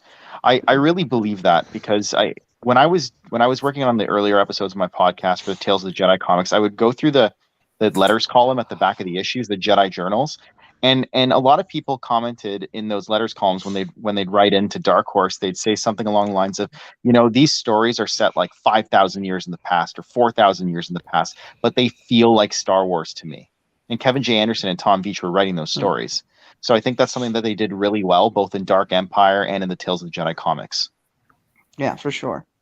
Well, I hear a lot from people, and this may be a fair argument, that a lot of people who don't like Kevin J. Anderson's Jedi Academy, they like his comics because they think he does a better job in those fields than he does in adult novels, which, I mean, I can kind of see that, at least if you're looking for good writing. But I don't know, like I don't go to Star Wars for like peak writing. I go to Star Wars to have fun and to have a good story that continues the Star Wars stories I love, but I kind of base it off of those Star Wars stories. And I don't think any of the books in the EU are really like I'm not saying the bar higher than what the films themselves did. And I think the original trilogy is pretty solid in terms of being films, but they're also very simple stories. Like they're nothing grand. They're very, you could summarize that in a children's book. That's how simple they are. And then the prequels, their execution was a bit flawed, but they're telling a much, more, complex thing. It's just that the issue is that George didn't exactly know how to convey that properly. But most of the EU books I've read, they feel like they're going for what the movies go for, and so I can kind of just accept that. There are some books that are genuinely better than all the movies. Like you have New Jedi Order, you have Darth Plagueis and stuff. All that stuff is superior to all 6 films, in my opinion. But I don't know, like if you're looking for brilliant and excellent writing, then I can understand being annoyed with Kevin J. Anderson's book trilogy. But if you are just trying to have fun in the Star Wars universe, then Kevin J. Anderson is the man to go to. Yeah. And I mean, to expand on what Alex said, simplicity is better than complexity in terms with Star Wars. The simpler a story is, it feels like to me, almost it's way better. And I say that as an NGO fan, and that's one of the more complex stories. Yeah, complex stories are really good. They can be really good, but I think trying to make a story complex just to make it complex will just destroy the story. Keep it simple, and I think that's what Anderson does. He did it with Jedi Academy trilogy. He did it with Tales of the Jedi. Even Tales of the Jedi, you break that down, it's very simple. He did it with Darksaber. He did it with Young Jedi Knights. He did it with basically all of his stuff. He kept it simple, and that's why his stuff is so good to me. It's because it is so simple, but it's also, I mean, it's simple, but there's also great characters, great moments. But it's so simple, and I think that's another thing I don't like about the new canon is their stories are like Book of Boba Fett. It was trying to be this big thing when it wasn't. It couldn't be anyway because all the ingredients were wrong, but if they made a simple Boba Fett story where he was being a bounty hunter and it was something simple with a simple antagonist that's trying to stop him, that would have been so much better than what we got. And it's just, so point being, the simpler a Star Wars story is, the better it usually is. Because it's laid back, it's chill, it's simple. It's not that hard to understand. So and I think that's why I love Anderson so much. He's simple. Yeah. And he's so creative too. Like you read the bounty, the Tales of the Bounty Hunters, and what's the first story you get? You get the story about IG-88 and how he was through all the films was actually trying to take over the entire galaxy.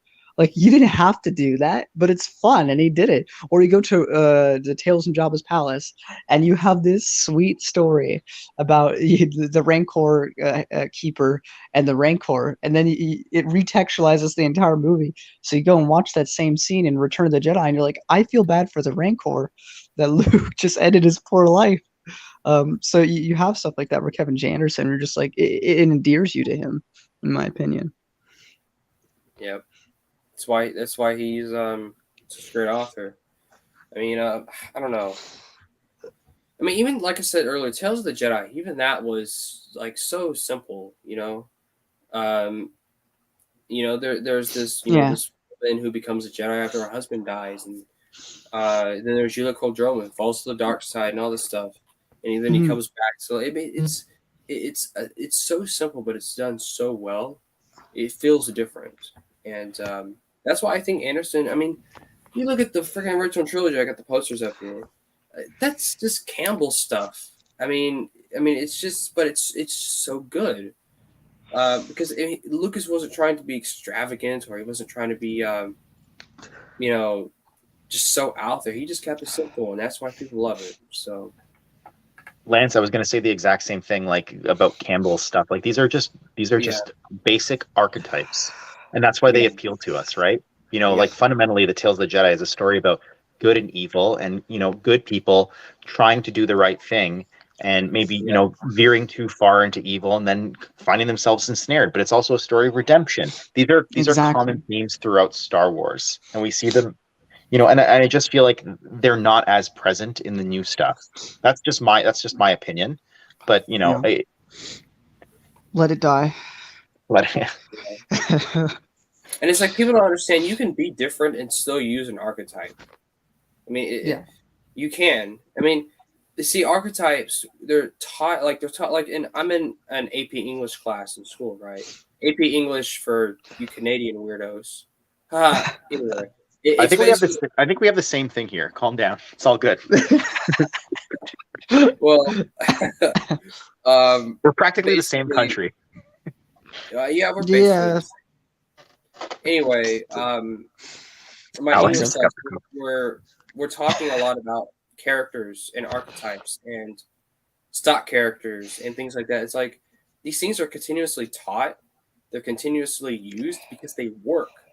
So not adhering to them just to not adhere to them because you want to be different and edgy, it makes your story bad. And that's what Book of Boba Fett did. Instead of sticking with his gunslinger archetype, they made him into a hero. And I talked about that when it came out, and that was my biggest issue with it.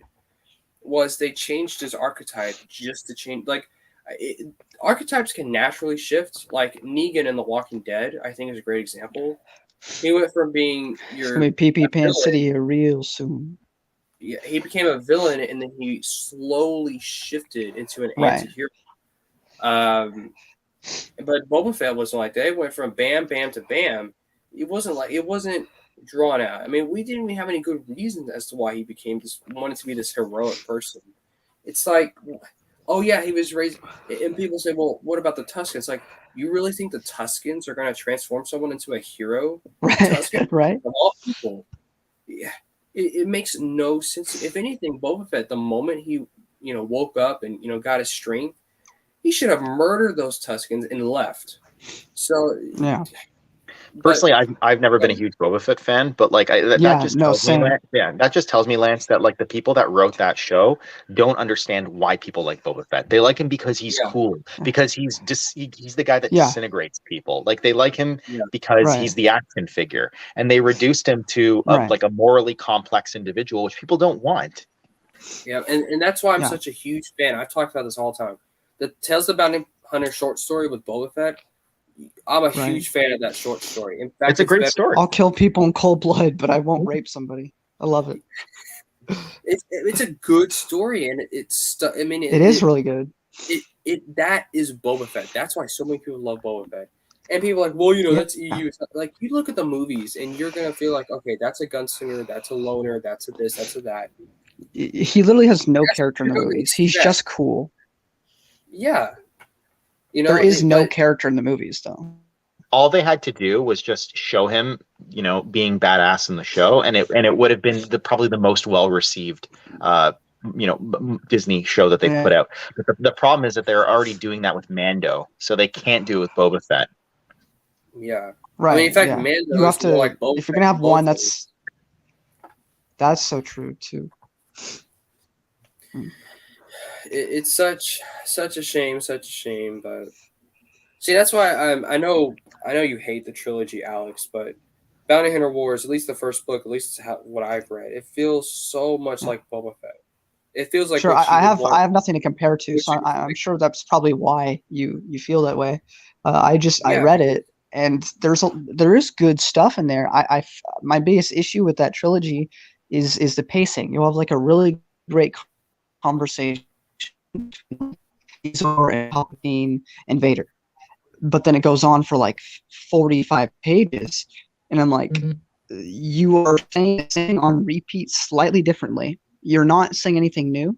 Like earlier on, he goes, "We need to dismantle the Bounty Hunters Guild." Okay, cool.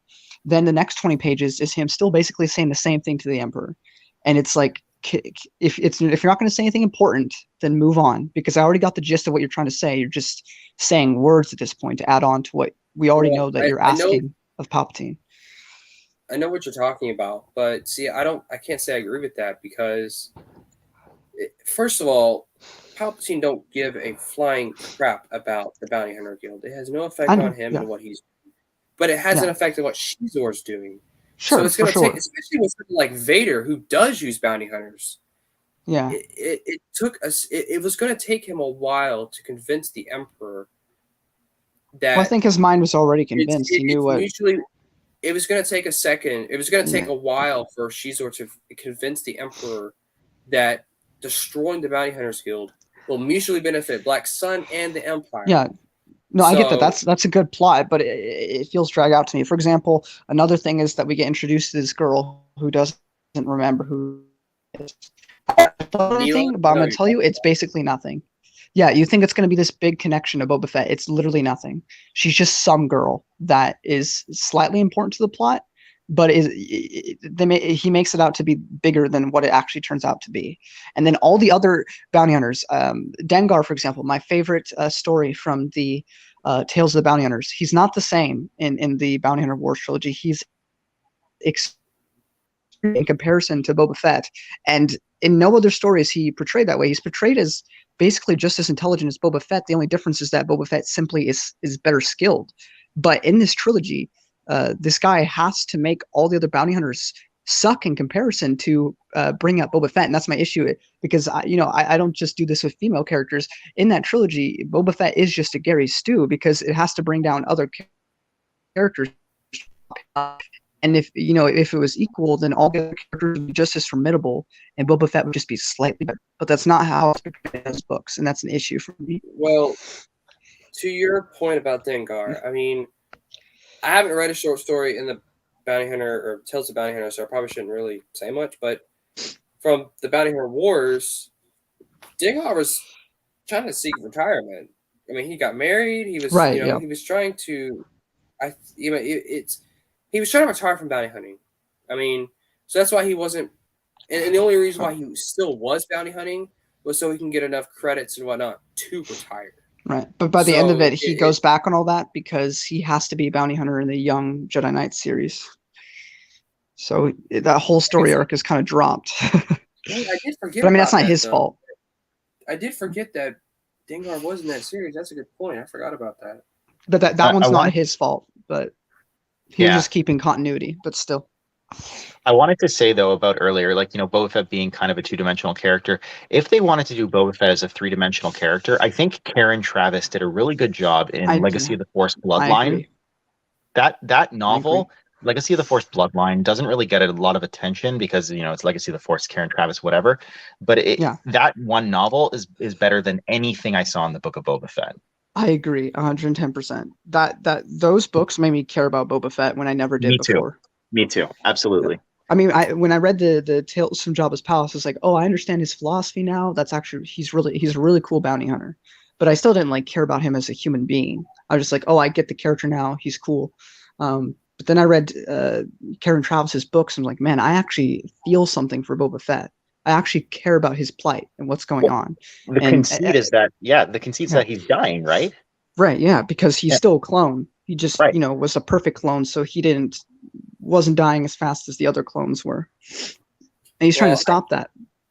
I think, I don't think it's necessary to make Boba Fett a three-dimensional character. I mean, I'm fine if they did. Yeah. I don't think it's necessary, though. It all goes back to archetypes, right? Mm-hmm. Gunslingers are typically not three-dimensional like that. They or I should say anti-heroes. I think anti-heroes is a better term here because that's what Boba Fett is. Yeah. Anti-heroes are they have qualities of both, if I remember right. I guess they have more villainous qualities. They're just they're self-centered. Very much self-centered. They don't really care about anyone else. So I mean, they can be a protagonist, they can be an antagonist, but usually they're not three-dimensional. Like there are some exceptions, like Negan from The Walking Dead. I know I said him earlier, but Negan, he's very much a three-dimensional developed character. But I'm trying to think of some other anti-heroes that I think would be good. Cad Bane, he's not three-dimensional, yet people love him. So yeah. I don't think, again, I'm fine that they made him three-dimensional. I don't think that's bad. I just don't think it's needed. Yeah, it's not. It's not. It's not like he's a hero. Well, Boba Fett, he's a freaking hero. But Book of Boba Fett, but heroes need to be three-dimensional. I feel like, but the anti-heroes, it's not necessary because that's not the point of the character. The point of the character is they're cool. They don't give a flying F about anything but themselves. Right. So Well, that's what makes them good characters. when we mention Legacy of the Force, it's because that's fine for like a movie or two, right? That's what he is in episode 5 and 6. That's all he needs to be. But when you go 40 years and that's all your character is, it gets redundant. It gets old. There needs to be some sort of growth if you're going to continue to add that character. Like Galandro from the Brian Daley Han Solo trilogy, he doesn't need that much depth because he's only in 2 books and you're never going to see him again. So it's fine. But if you're going to have him be around 40 years later, then you need to show some development, which is what I felt Karen Travis did with Boba Fett in Legacy of the Force. He finally actually grew as a character and didn't just stay the same person for 40 years, which is what he was before, just a really cool bounty hunter. And that's only cool for so long before you're like, can you give me something else, please? Yeah, I guess that's fair. Well, all right, everyone. I think I have to end it because I got school in the morning. Have a good one with that. Yeah, I know it sucks. Tomorrow, I don't think I'm gonna stream tomorrow because I have something to do after school. Plus, I'm getting up early Saturday morning to go have breakfast with some friends. So nice. I'm not gonna be able to stream tomorrow, but maybe I don't know, Sunday night. I think. Well, not Sunday night. Well, yeah, I don't know when I'm streaming next, but I usually just stream sporadically anyway. Is it a long weekend for you guys too? We have Labor Day coming up on Monday. I'm gonna be stuck at home. I do have got Labor Day COVID, Monday. so. I think Monday will probably be the next time I stream. Yeah. Because no one cares about Labor Day. It's just a day off for us. So for sure, us too. I don't get the point of Labor Day, but whatever. Anyway, it was great having y'all on. Thanks for having me. To Scott, Chris, who else? Was it just them who also joined as well? I don't know if they're still here. But Scott, Chris, yeah. Thanks for joining. I know Matt was in chat. Matt chat. Thanks for joining. All y'all, thanks for joining. Y'all are great. So I will see y'all next time. See you. Bye, everybody. So this was a really good live stream. 3 hours, the longest live stream I've done. I think so. New record. Cheers. Cheerio.